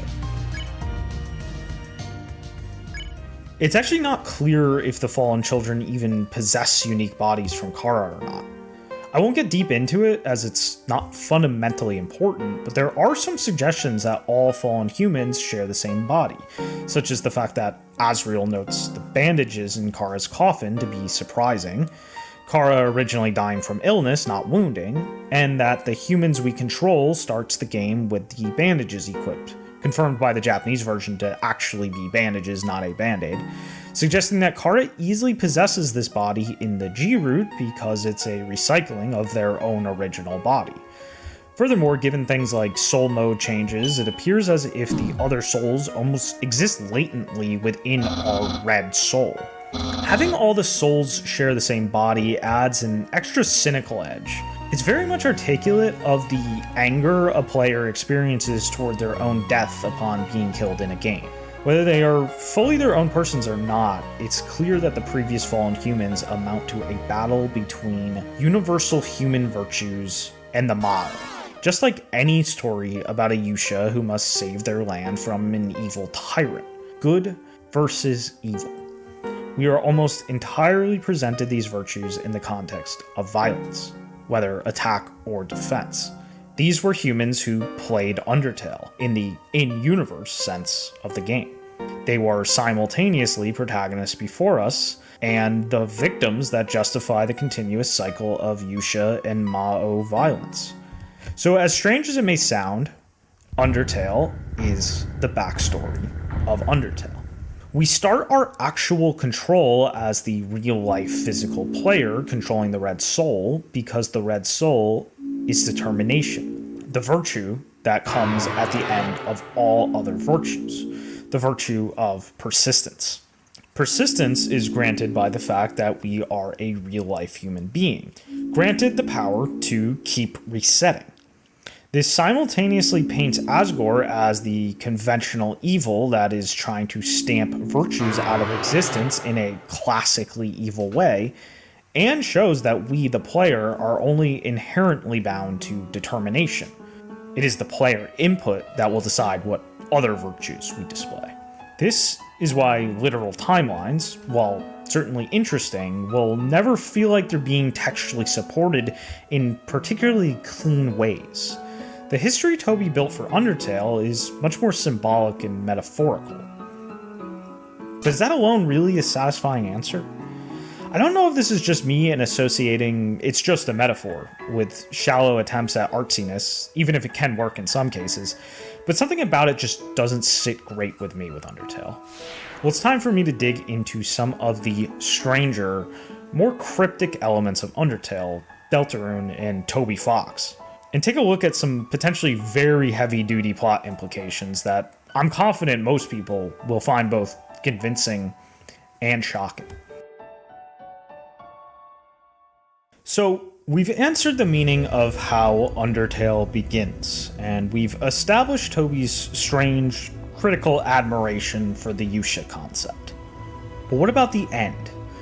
The endings are often where some of the most quoted moments come from, especially in regards to people getting a reading on Toby Fox's message about peace and friendship and whatnot. But a person's value system and perspective can't be summed up in just simple messages. And for someone who prioritizes symbolism and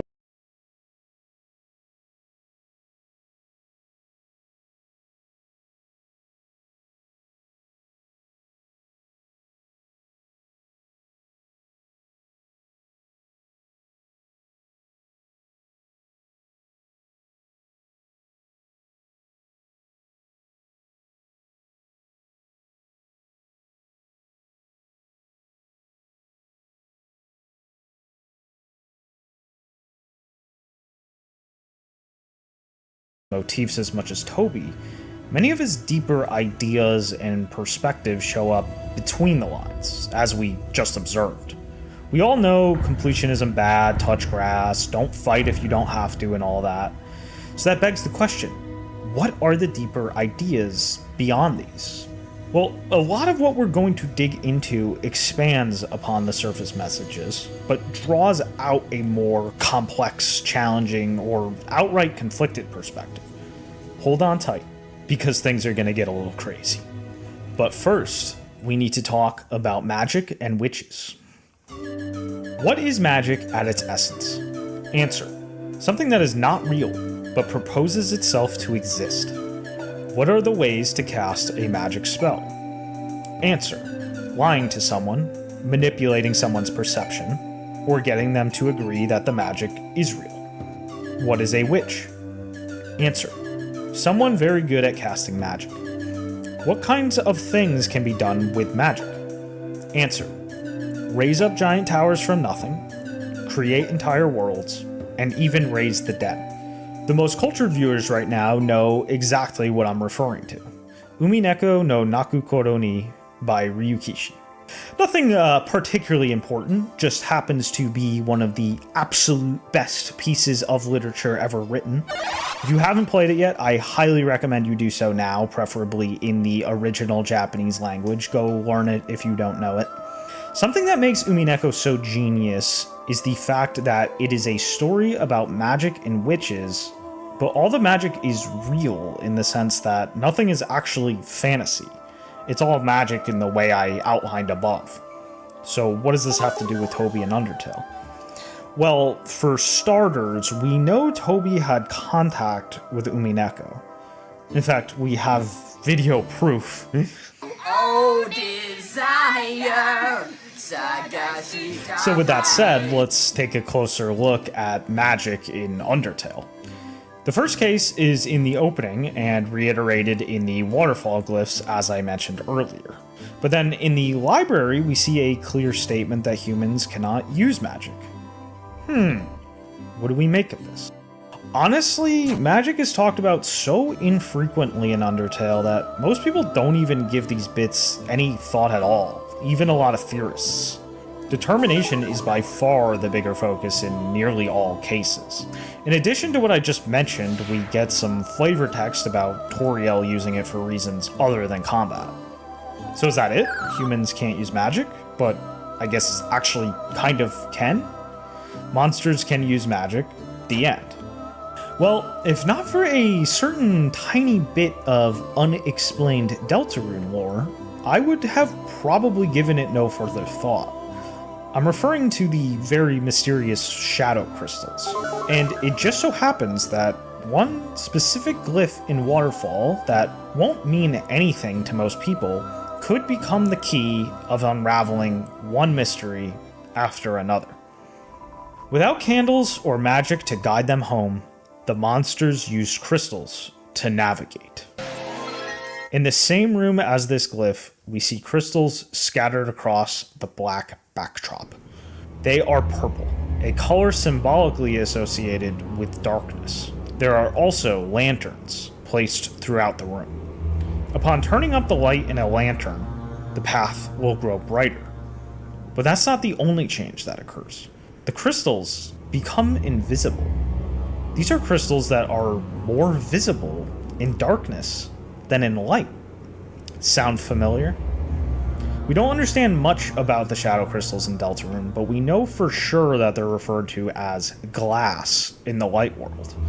In other words, in the brighter context, they are more transparent and harder to see, just like these crystals in Undertale. Okay, cool. We know that these are likely shadow crystals in Undertale or an equivalent. But what is the consequence? Remember my explanation of how magic works. Magic is anything that is not real presenting itself as reality. The means of establishing are lying, tricking perception, and arbitrary agreement. What is the best canvas to use for this? The answer is shockingly simple. Darkness. We see this concept expressed and emphasized many times in Deltarune. So is this the Undertale is a Dark World theory? No. The answer is a bit more involved than that. There's one small, crucial detail that everyone overlooked when thinking about the way in which darkness can be used as a canvas for creation.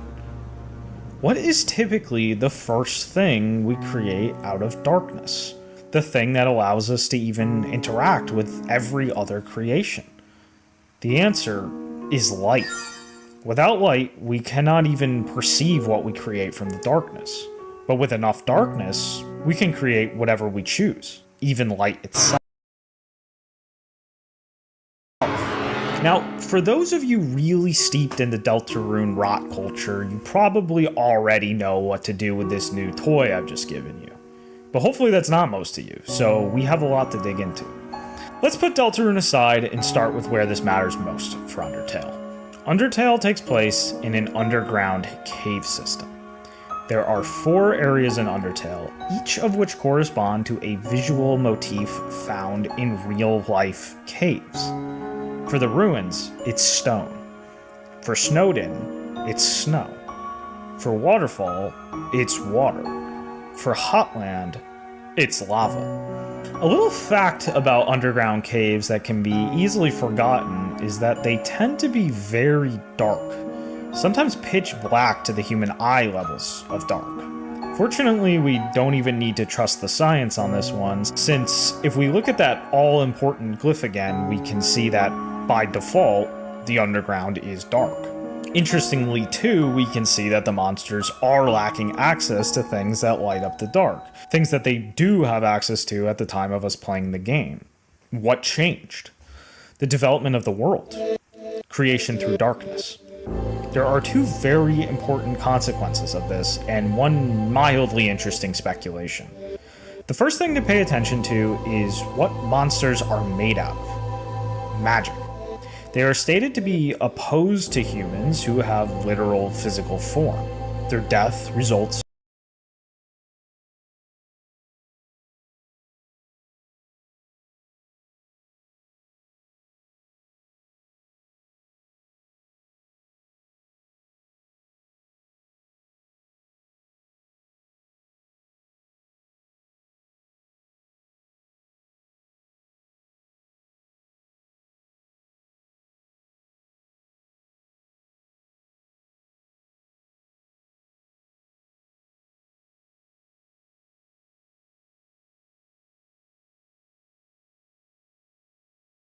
in dust. Their souls are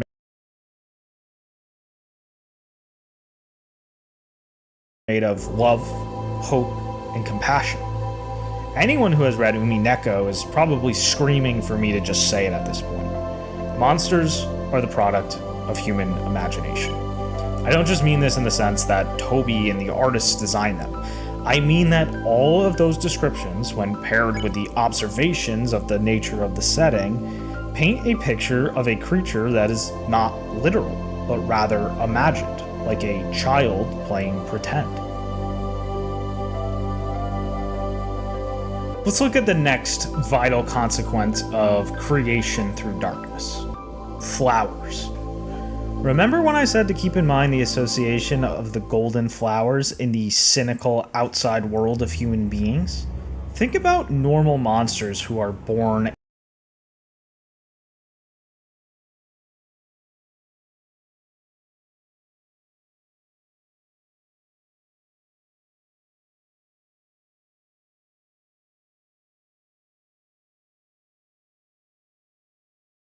and die within the underground itself. The form that represents them in death, dust, is a particularly abundant material in caves. But what about the golden flowers? It's clearly stated both in Kara's backstory and in the True Lab entries that the golden flowers are from the outside world. We now have more than enough to understand Flowey's fundamental concept. Asriel's essence, his dust left after death, possesses a real, outside world flower. Asriel, up to that point, was the product of Kara's initially innocent bond with the underground. That innocence was discarded in favor of trying to amass power and attack humanity. it can be seen as a corruption of the bond with the underground as a whole. Flowey is the manifestation of that corrupted bond. Flowey is the game reduced to an objectified experience for the sake of extracting utility. The outside world flower reflects the notion that Azrael does not have the love, hope, and compassion that would normally create the monsters. He is instead a constant reminder of objectivity without ideals, only tenacity, i.e., determination. When you think of determination in its most essential concept as the power of persistence, being an object that does not rely on magic, darkness, perception, etc., would naturally possess more of it than the normal monsters whose existences are very volatile. There's a lot of official art that puts Flowey in a spotlight of sorts against the darkness. Even some key scenes in the game with him do this. The significance of that should be very clear now. There's often confusion when it comes to separating Flowey from Kara and how they both seem to be stand-ins for the player. This is by far the most insight we ever get into his character at once, and basically serves as the punchline to that whole side of the game. When you look at it from this angle, it should make a lot more sense how they play different roles. Kara is the childish first contact that turns into a warped ideal of the Yusha.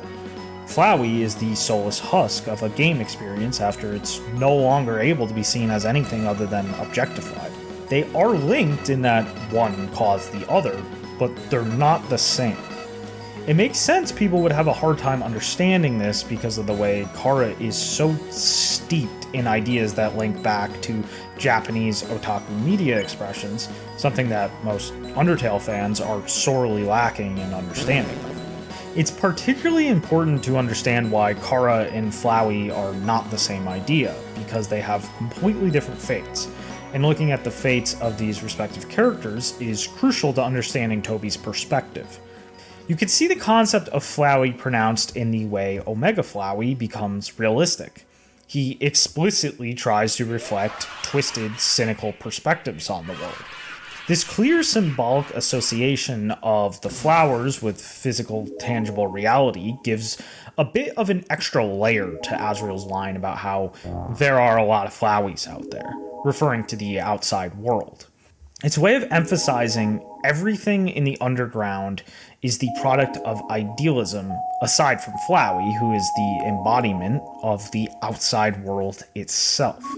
There's a really nice piece of symbolism too, where New Home is a grayed out repeat of Home, but only the golden flowers from the outside world have color. It's a perfect representation of how the end of the game is on its borderline with the outside world, just like the beginning. But at the end, we are approaching the outside world instead of departing from it. It is a lonely battle with the Mao, the Evil King, before the game comes to an end and we return to our lives. The world where the golden flowers reside. By the way, New Home as a concept is likely inspired by the fact that in classic RPGs, the last save data you save is typically in the final stage. Your save data stays in that state after you leave the game. Thus, the end is parallel to the starting point in that it becomes the new point of rest, albeit a much more solemn, potentially even cynical one. It's a good example of how clever Toby can be with symbolism. But before we reflect more on the implications of all this, we have to address the sands in the room for a moment. There is a concept in Japanese called a yorishiro, which you can think of for simplicity's sake as like a holy item. An item that is said to represent more than its physical self. In Umineko, this concept is frequently paired with magic. Magic that proposes an object or person is more than what you see and may be another thing altogether. If this triggers the fedora within you as sounding like a stupid concept, it's hardly different than what we already do with art and language, assigning meaning to symbols. We live in a society where a number you see on your computer monitor, nothing more than colored lights, can entirely determine the course of your life. We easily imbue objects and symbols with intense meaning and consequence when everyone tells us we should. A yorishiro is a way of giving something magical more grounding, more persistence, or more determination, you could say. And it's a concept expressed explicitly in deltarune. The mildly interesting speculation I mentioned earlier is about Sans. Why does Sans bleed is one of those questions that was generating speculation basically since Undertale came out. Sans begins to bleed. It might sound like high-level parasocial obsession-born brain rot overanalyzing to even ask such a thing, and evidently not caring as much about Undertale lore as such people, I initially dismissed it as such. But once I realized just how much Toby likes keeping his ideas consistent and symbolic, I kind of changed my mind. Here's a really interesting explanation that not only explains why Sans bleeds, but ties together a lot of pieces of his character. Think about when Flowey is struck down. Does he fade to dust like other monsters? No, because he has a literal flower to serve as his vessel. He's not simply the product of magic the way other monsters are. It's a particularly strong Yorishiro because it straight up represents Kara's perspective on the outside world. So with Sans, we have awareness of timelines, awareness of game mechanics, ability to invade game mechanics to an extent, and of course, bleeding. The simplest answer would be that, like Flowey, Sans occupies a Yorishiro, a literal vessel. He is not born from purely darkness itself, but rather uses a base. The most intuitive base, something that makes sense to exist underground, is bone. Sans bleeds to represent that his physical bone has broken. His unique abilities stem from having a more persistent form. How significant or even accurate this is must wait to be seen, assuming it's ever going to be revealed. So while we're on the topic of deeper theory culture, I figured I'd shout out the classic Narakara theory. I've never thought too hard about this theory, but I do find the notion really cool, especially considering how Kara is the element of Undertale with the most narrative and thematic integrity. It's the proposition that Kara is narrating the entire game themselves. Any place where you see written narrative without an attributed to speaker, it's Kara's words. It adds an extra literary edge to every narration box by recontextualizing them as deliberate characterization. And honestly, the kind of nostalgic, uncannily innocent tone of voice to the narration kind of makes it a perfect fit for Kara. Narakara is one of those so close yet so far ideas. The flaw with this idea is ultimately just the common sense one. Undertale's narrator is often omniscient. Unless Kara is a mind reader or an unreliable narrator, there are just simply too many unexplainable moments. The idea that Undertale is the product of magic in the Umineko sense gives us Narakara's missing final piece. Kara can be the narrator and be omniscient because they're participating in a magical world decided upon by human arbitration in the first place. It's like a more consistent way of playing pretend, sometimes with others being on page with you, not unlike a tabletop role-playing experience.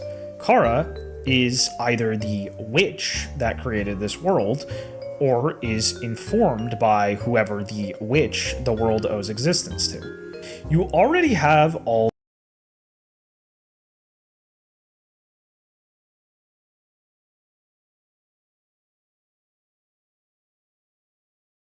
the info about the world decided. You're just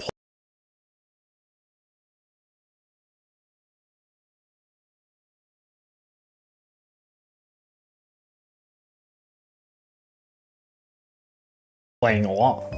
And Kara's objectification of the world really does seem to heavily suggest something along these lines.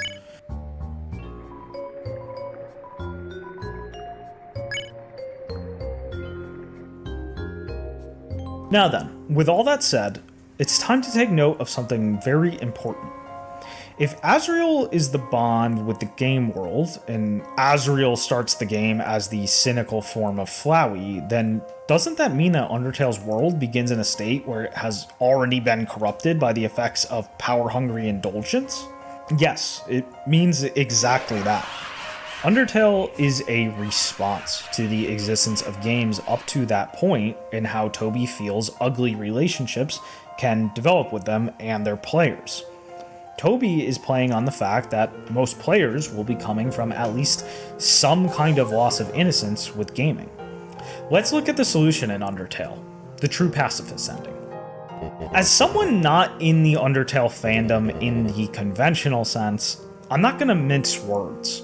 While I think many aspects of this ending are very well thought out and well done, especially how well thought out Kara, Frisk, and Azrael's concepts are, the execution in the immediate writing suffers quite a bit, especially in scenes featuring many characters at once.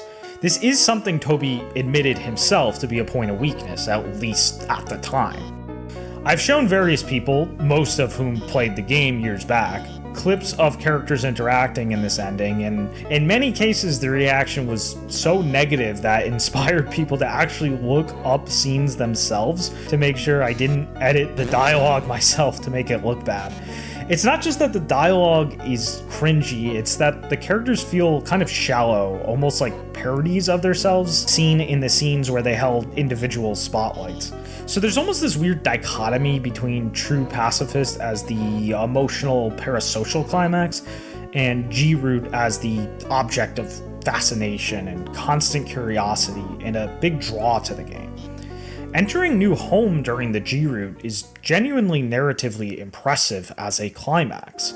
The way it pulls all the contradictory elements of the childish Yusha heroic yet sociopathic ideal together at once. The locket, Kara's bond with Azrael, and the real knife, the most cynical weapon possible, still give me chills when I see the screen where they're picked up and equipped. This is likely what Toby meant by choosing love for the whole level of violence idea. The bond with Azrael is genuine love, but it's that very love that enables the power lust. Notice too how the locket and real knife are the same item as the heart locket and worn dagger in the physical sense, but change their attack and defense values dramatically based on perspective. This type of thing is a great emphasis of the human arbitrated nature of Undertale's world, born from magic. Now, I bring up this criticism of true pacifist for a reason. It deals with a limitation in Toby Fox's perspective.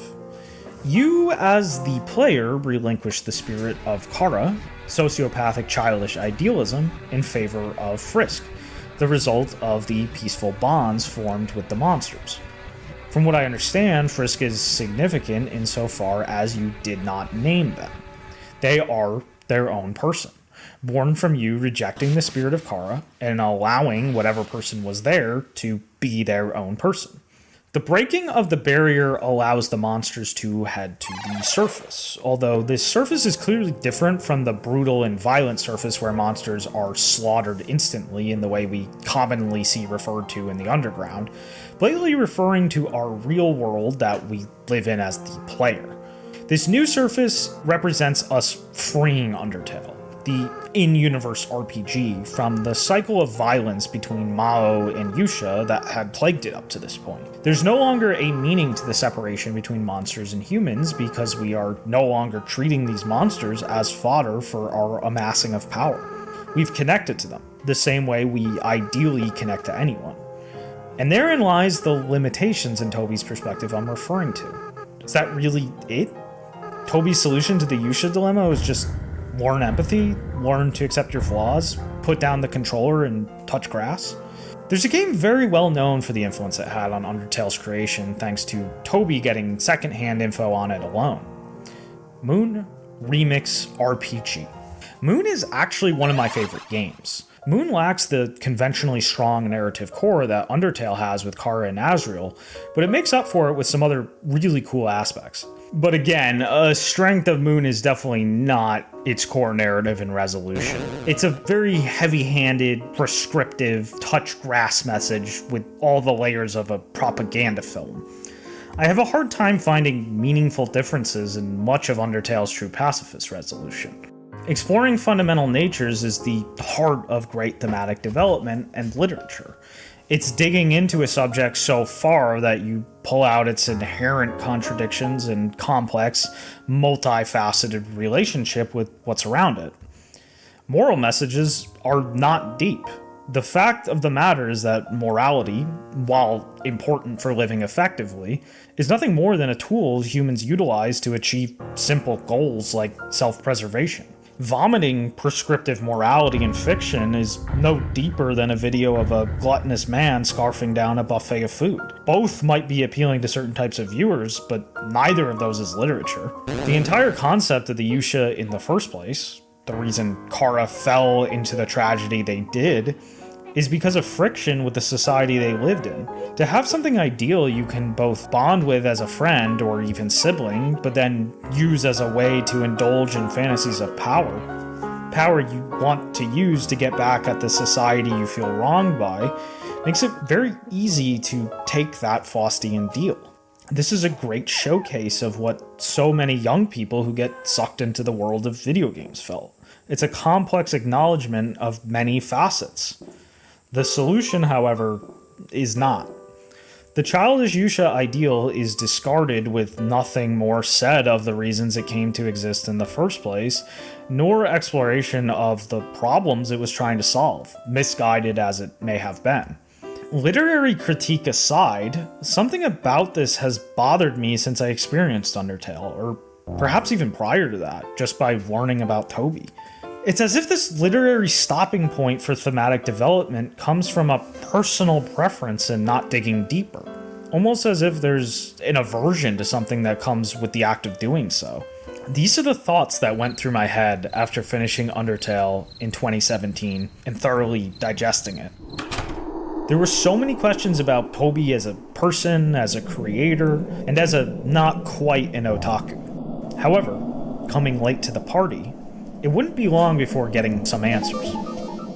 Deltarune's first chapter dropped without warning in 2018, and with it, the solidification of my thoughts on Toby Fox.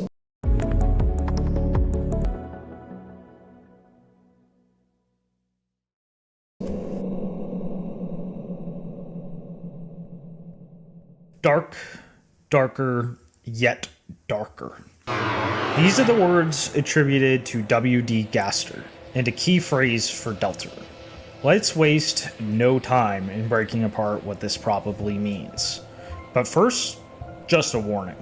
We're now talking about a game with only 2 chapters out of 7, and possibly a secret 8th, knowing Toby. The speculated information is going to increase from here. I'm also not going to get into elaboration as much, just the minimal amount needed to make crucial points.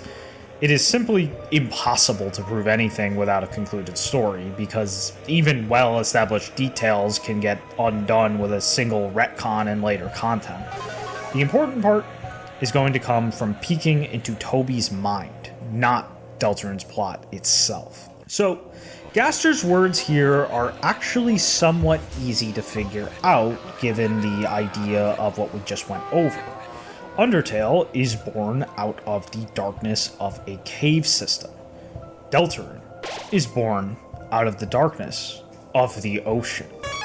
The ocean depths are darker than the caves, darker than dark. Now, remember what we said is the first thing you create out of darkness when creating. This is the crucial piece every Deltarune theorist misses. Light. The deeper in darkness you are, the more freedom you have to create. When it's dark enough, you can create an entire world. In this case, the light world. So let's spell it out.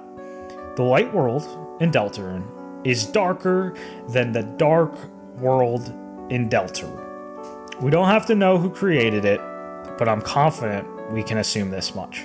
This provides an easy explanation for why stabbing the ground produces a dark fountain.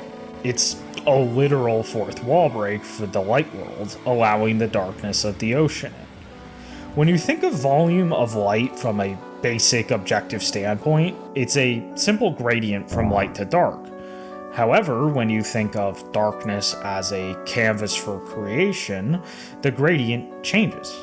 Now the center is the darkest, forming a double-sided gradient with light on each end. In other words, dark worlds, ironically, are closer to reality than light worlds. The egg item was actually the first thing that made me get on the right track with understanding Deltarune's world. The description, not too important, not too unimportant, really stuck out to me. I trust that Toby wouldn't write a description like this without meaning it literally, as anything else would feel cheap in a way I don't expect out of him. I thought about this idea very literally. Why is the egg not particularly important, but still definitely matters?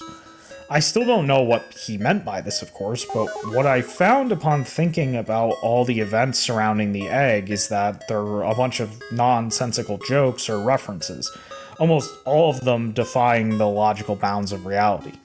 The most intuitive way to take this, then, is that the specifics don't matter, but the big picture matters. So what was the big picture? To me, it was to stress to not take the idea of the light world being a logical, real world seriously. Upon seeing things this way, it becomes increasingly difficult to unsee it. Once the shadow crystals got added to the game, I was positive. And now, once and for all, we can put an Occam's razor up to the shadow crystals. No convoluted explanations about truth or time or removing certain objects but keeping others. The shadow crystals are just crystals of shadow. They are darkness crystallized. Think about what happens when you peek through a red transparent object.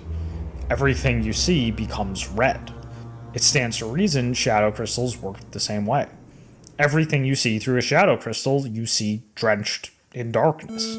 Peeking through a shadow crystal in a dark world shows us the light world, because the light world is the product of more darkness than the dark world. Peeking through a shadow crystal in the light world makes Chris disappear. Thus, Chris disappearing in this context, and their influence on the world disappearing, as we see through Susie, suggests that Chris is not actually native to the light world, at least in the form they're in upon us starting the game. Chris must be the product of, or rely on in some way, a layer brighter than the light world.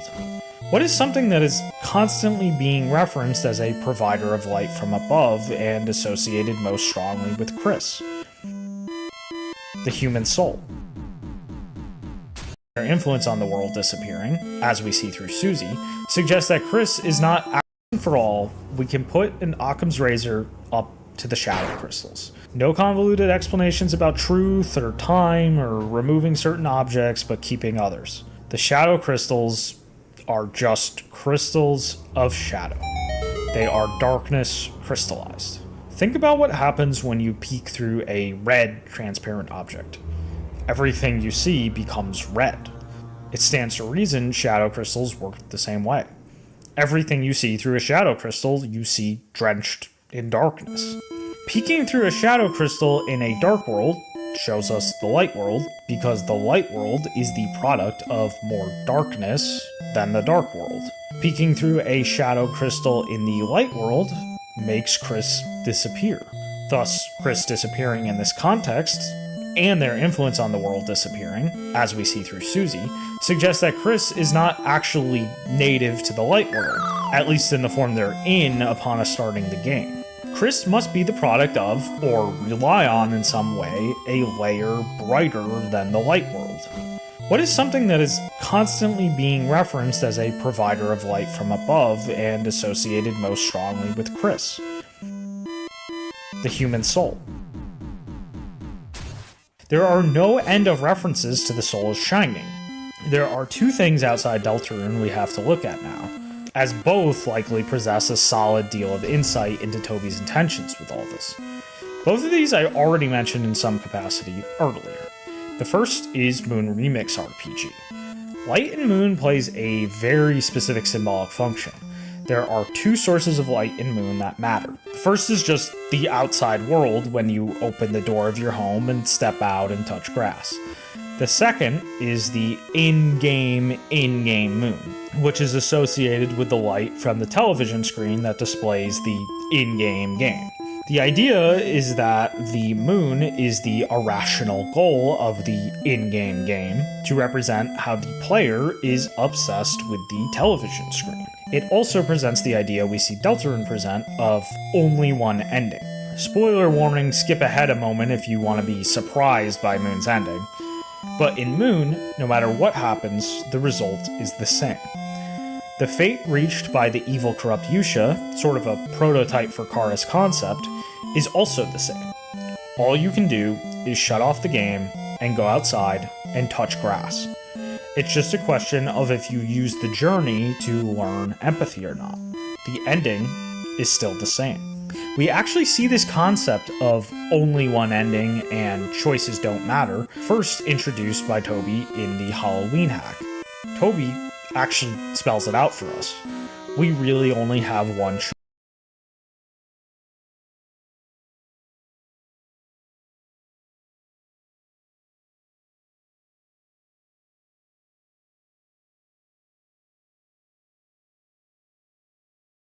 choice, keep playing the game or not.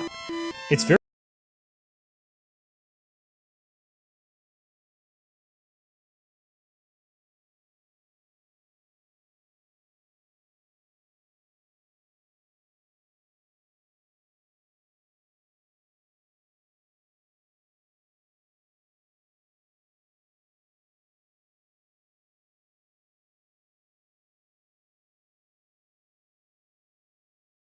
very similar to the idea presented in Moon. The game has created a goal for us, and as long as we play the game, we will reach that end goal. Toby even introduces this idea that Varric is already dead, and our player control is what brings him to the end. Furthermore, there's an important note about the town being a closed circle that is more or less peaceful, yet claustrophobic. Now, given how much Toby himself isn't exactly the proudest of this hack, I don't like to imagine Deltarune as just a more elaborate remake of it, but it's undeniable that all this sounds oddly familiar when it comes to Deltarune. When it comes to the whole Varric being dead factor, funnily enough, Toby actually plays on our expectations from Undertale, where we are confirmed that the game starts with Kara dead, and maybe Frisk sharing the same body. In Deltarune, Chris starts with a bandage equipped, but it's heavily implied to be a band-aid, as if to say, Chris is not dead. However, there's no getting around that there's a lot to imply that without the red soul, heavily implied to be the manifestation of the player, Chris has a very hard time staying animated. There's also the fact that their side of the room is empty and neglected. Given the type of person and mother Toriel is, I can't see it as anything other than unnatural that she would allow the room to stay that way, especially considering Toby made a comment about how she loves you in the live commentary. Your mother loves you. There's also one other thing. The one thing on Chris's side of the room is the empty birdcage in a pole cart. It's extremely strange, and honestly I can't think of a single reason for it to be there other than showing us that items were being removed from the room. The only logical reason for this would be that Chris moved out and is now magically back somehow, or they passed away and are magically back somehow. Either way, there's a constant feeling that Chris does not naturally belong where they are, and that what the player provides, frequently symbolized with light, similarly to the way Moon associates light of the screen with playing the game, is crucial to Chris's continued existence. It makes sense to associate this light with determination, since it comes from a highly persistent source, the literal human playing the game. Recall from Undertale that determination allows for the cheating of death in-game, because determination corresponds to persistence beyond the bounds of the basic game. Even if you die in a video game, you can keep going in real life, imbuing your character with invulnerable persistence. There's also strange details, such as the way Toriel emphasizes the recognition of the knife as belonging to Chris. Typically, a highly protective mother would not acknowledge ownership of something as dangerous as a knife for their child and would confiscate it. Whatever is the case, the only way I can perceive the composition of Deltarune is that we're in a world born of absolute darkness, and Chris, enabled by light and determination, does not belong in that world. There's so many details that could be combed over here, but that's all better left to the actual theorists and additional chapters to explore than myself. Here's what appears to me to be the most crucial, thematically illuminating details, however. There is no Undertale to be had in the light world. There is no RPG quest, no Mao to be defeated, no virtues to claim. It's a solved world from Ayusha's perspective, with no game to play. Asriel's absence makes sense in this context, given our notion of him in Undertale as the bond with the game. It's really hard to say what Chris ultimately wants, but we know they don't want to be human, much like Kara.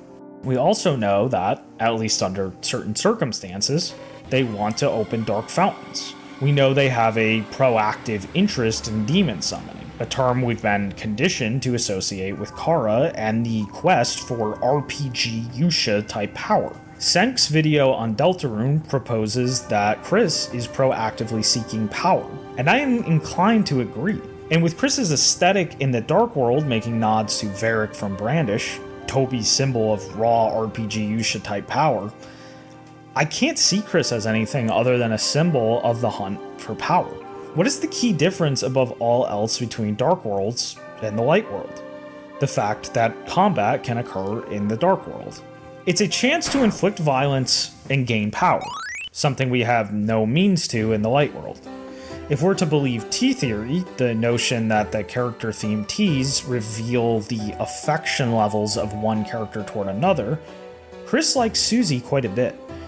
An easy explanation for this is that Susie is a disruptor and willing to inflict violence, something that could potentially lead to power. We do type in a name at the beginning of the game, although unlike Undertale, we are explicitly naming ourselves with the notion of being the creator. Through this name, we are given the castle town in our own name and the ability to collect Darkners in it. There is a clear motif of ownership and control in Deltarune. A notion that frequently shows up is control of one's own self versus being determined by outside forces. The prophecy Ralsei tells us is a very bold example of being determined by outside forces. It's literally a prescription for how to live. The last step in the prophecy is the vague wording of banishing the angel's heaven. And given the angel's association with the player, something we already saw in Undertale, sounds a lot like the end of a game where the player is forced to stop playing because the game is finished. Interpreted this way, all games banish their angel's heaven when no longer giving the player a reason to keep playing. The Light World and Dark World seem to be opposites in this sense. The Light World provides no objective and no meaningful control, while the Dark World provides an objective and control. Now ask yourself, what brings a player to a game? Specifically a role-playing game. What is the most common reason someone would want to play a role in a game? To fulfill an objective and to experience a sense of control. If our control over Chris is some kind of demon possession that provides some kind of chance at power and control for them, it's the introduction of the Dark World that gives us any reason to come in the first place. However, unlike Undertale, the Dark World doesn't seem to stem from any fundamental Yusha ideals. It's very arbitrary and mostly consists of random anthropomorphization. In that sense, it's almost like it's a quest just for the sake of a quest. If Asriel is the bond with Undertale's journey, Ralsei is the bond with the Dark World journey. But that's exactly why Ralsei is so underdeveloped in his sense of self. He wasn't given anything more than he needs. His most pronounced starting trait is his unquestioning devotion to the existence of the player, as if the entire reason he exists is to call forth the player and carry them through a journey. So what does Chris ultimately want? Is Chris the spirit of Kara? Do they want to reach Asriel and reconnect, yet are cursed to live in a world where there is no means to create grounds for Asriel's presence? In many ways, Deltarune's Light World feels like Undertale's world after having moved on from it, but in an abstracted form. The game is intended for those who have played Undertale, after all. The plethora of references to nostalgia, childhood, and abandonment of things there used to be a bond with seems to suggest this is easily possible. There are a lot of parallels between Chris and Noelle, suggesting a potential foil relationship. Noelle seems to be searching for a sibling she can't reach and attracted to elements of control. Is Noelle going to fill the Mao villain role at some point, according to Chris's desires, so Chris can become the Yusha? Or perhaps Des will fill this role? There's a lot of possibilities here, but the core motifs and ideas are pretty well established. And honestly, all of that is interesting and all, but what is Deltarune, ultimately? I mean that in the most fundamental identity sense of a story. Its themes. The very fundamental ideas about life it explores. No matter how many times I find things in Deltarune and new suggestions about where it's headed, I just keep finding Undertale again, just scrambled around in different ways. Undertale gave us this very unique perspective on Toby's generation's relationship with the culture shock of Japanese games and the Yusha concept to accompany them. It was an exploration of nostalgia and escapism that, while very far from perfect, articulately addressed those inherently contradictory elements of childhood idealism. And so, what is the purpose of Deltarune? To do that again, but in slow motion? Sure, there are some shifts in what gets focus and arguably some new motifs and plot ideas, but I've yet to find a single suggested theme in Deltarune that I can't point to a place it was already developed in Undertale. When I look at the voice of this work, I can't help but see someone trapped in childhood, much like Chris is trapped in whatever cycle they are trapped in. Toby Fox had the kind of childhood that sounds eerily familiar to me, and I'm sure many millennials. It was a period where the internet era was just barely getting started, where we were being slowly drip-fed the culture-shocking creative products of otaku media and otaku-adjacent media, while having to figure out some way to reconcile these incomplete, imported scraps with our own abysmal yet undeniably formative culture as Westerners. Toby found his initial professional creative identity upon making some of the music for Andrew Hussey's webcomic, Homestuck. Homestuck is a rabbit hole unto itself, and honestly, a terrifying one I don't recommend looking into, lest you have whatever innocence still remains in you dunked in a bucket of spit. It was a multimedia type thing where each page can be anything from lots of text, to drawings, to animation, to a tiny video game, or any of those at once. I managed to avoid it altogether despite being on the internet during Homestuck's prime years in the early 10s. I only learned about it later via Toby's Undertale fame while the whole thing was in the process of collapsing like some kind of degenerate virtual Roman Empire. Hussey, in his prime, wasn't the worst writer. Actually pretty decent for non-Japanese standards, so the comic itself is admittedly mildly interesting before he was infamously strong-armed out of his sanctity as the proper author halfway through by subversive fans who allegedly wiggled into positions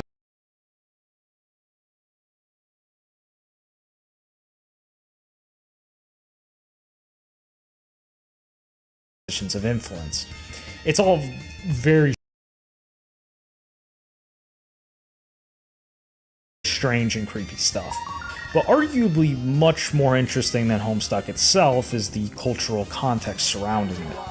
Otaku media has fought a very, very hard battle in the West up until recently, where it is still fighting a battle, albeit one I would describe less superlatively difficult.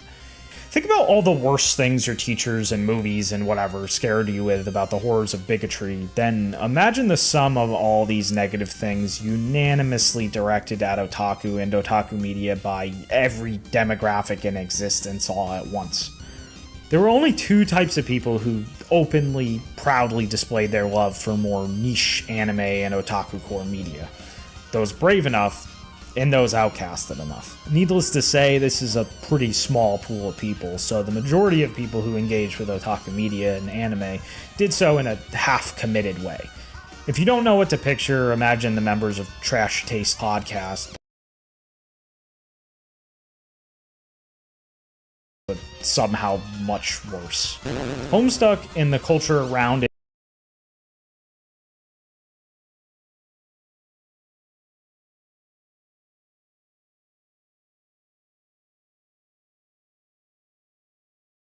It was very much the embodiment of this kind of half commitment to interest in otaku media. When it wasn't being Generation X nerd culture core or creative millennial quirky core, it was being a mix of mainstream battle manga jumptard and old school irony weeb. If none of these words make sense to you, you just need to know it was cringe, both the work itself and the fandom that embodied this spirit. It reflected a culture that, for all intents and purposes, engaging with otaku media in a sincere way was a forbidden act to. Deltarune was conceived right after the peak of Hussey's success and the peak relevance of Homestuck. Toby was deeply entrenched in the culture around Homestuck. Instead of moving forward after Undertale, Toby decided to return to this time in his life. It all comes together to form a picture of something deeply rooted in the basic concepts of otaku culture, yet oddly distant from the tools and wisdom that normally comes with that culture. It's as if the experiences with these strange and foreign pieces of media are inspiring and illuminating, but only insofar as they directly connect to the childhood we already know. There's this constant glorification of the society that we grew up in as Westerners, as Americans. If not in the sense of trust and admiration, then at least in the sense of preoccupation and interest. It's so much like Hussey before him, who built his entire aesthetic out of embracing anything quirky, unusual, or random, as long as it didn't reflect the style of otaku media in any significant way, and kept its relationship with a distinctly childish and Western perspective on the world intact. Toby is at once clearly free from the shackles of loyalty to his Yusha ideal and otaku media, yet seemingly obsessed with running the basics of this topic into the ground.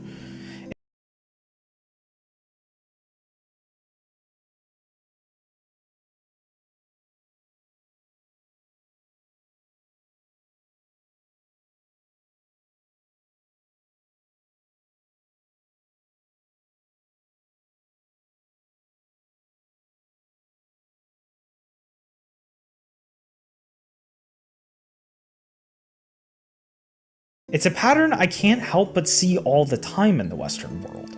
Toby just happens to be the one with the proactive drive to do his best in exploring it. And yet it begs the question, why? Why are we dwelling on these topics otaku media has already long left behind and moved on to more sophisticated things? As someone who has been taking creative writing seriously for more than half my conscious life at this point, I understand how hard it can be to differentiate themes from one story to another. It'd be a lot to ask out of someone like Toby, who had limited experience with writing stories and was mostly running on talent and inherent bleed over from music. I also understand what it can be like to be enchanted by visions that come to you in dreams, only to be disenchanted with them after really trying to make them work in a story. Maybe Toby found himself in that exact type of situation and it hurt his motivation. Or maybe Toby's cooking some serious curveballs and is going to blow my mind. Toby said he didn't like the idea of having to be committed to Deltarune exactly the way it was with Chapter 1, but the fans didn't like that idea. Maybe Toby noticed limitations with Deltarune's plot and needed time to completely rework the plan. It's going to be impossible to say for now. But despite everything, it's still a fact that, at the moment, Toby is the most prominent indie game creator taking Japanese influence and insisting on a narrative-driven use of the medium. In the current market, that is an extremely valuable thing. It's something we all have to fight for the continued existence of. And hopefully, he proves my lack of expectations wrong. Toby is the West, I am otaku. Although we may disagree for now, we have a common goal. I will be playing Deltarune 3 and 4 when they release, and report my thoughts and observations. I will be releasing the first full chapter of Orc Castle, my own game, shortly after those Deltarune chapters drop. It's a game deeply steeped in my feelings toward the West and its relationship with otaku media. I'm going to continue to fight for otaku representation and respect in the Western world, long after Orc Castle is complete. Toby will continue to be a relevant force, at least until Deltarune is complete, no matter the result he chooses for it. And maybe, one day, we'll come to see things a bit more eye to eye. So, that was effectively all my thoughts of the last 7.5 years summed up.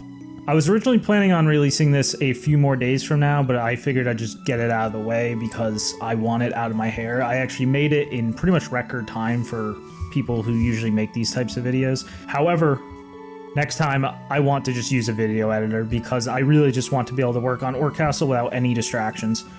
You can see me stream work on it. I'll be finishing up the battle demo over the next couple days, and that's actually going to be playable for anyone who subs to me on Patreon. As always, infinite thanks to everyone who supports me on Patreon. There's like a million other rewards too, so legit the best Patreon in existence. See that right there? That's Kanyo and Rhea from Orc Castle saying pretty please. If I get a lot of well thought out comments, I will do a stream where I respond to comments 3 days before Deltarune 3 and 4 release. So, Orc Castle is a game that is deeply connected to Undertale. You can kind of think of it as like an inverse, but different from the way Deltarune is. It's a response to Undertale the same way Undertale was a response to classic JRPGs. And I can promise you, Orc Castle is going to be the next huge celebrated indie RPG. It will have all that same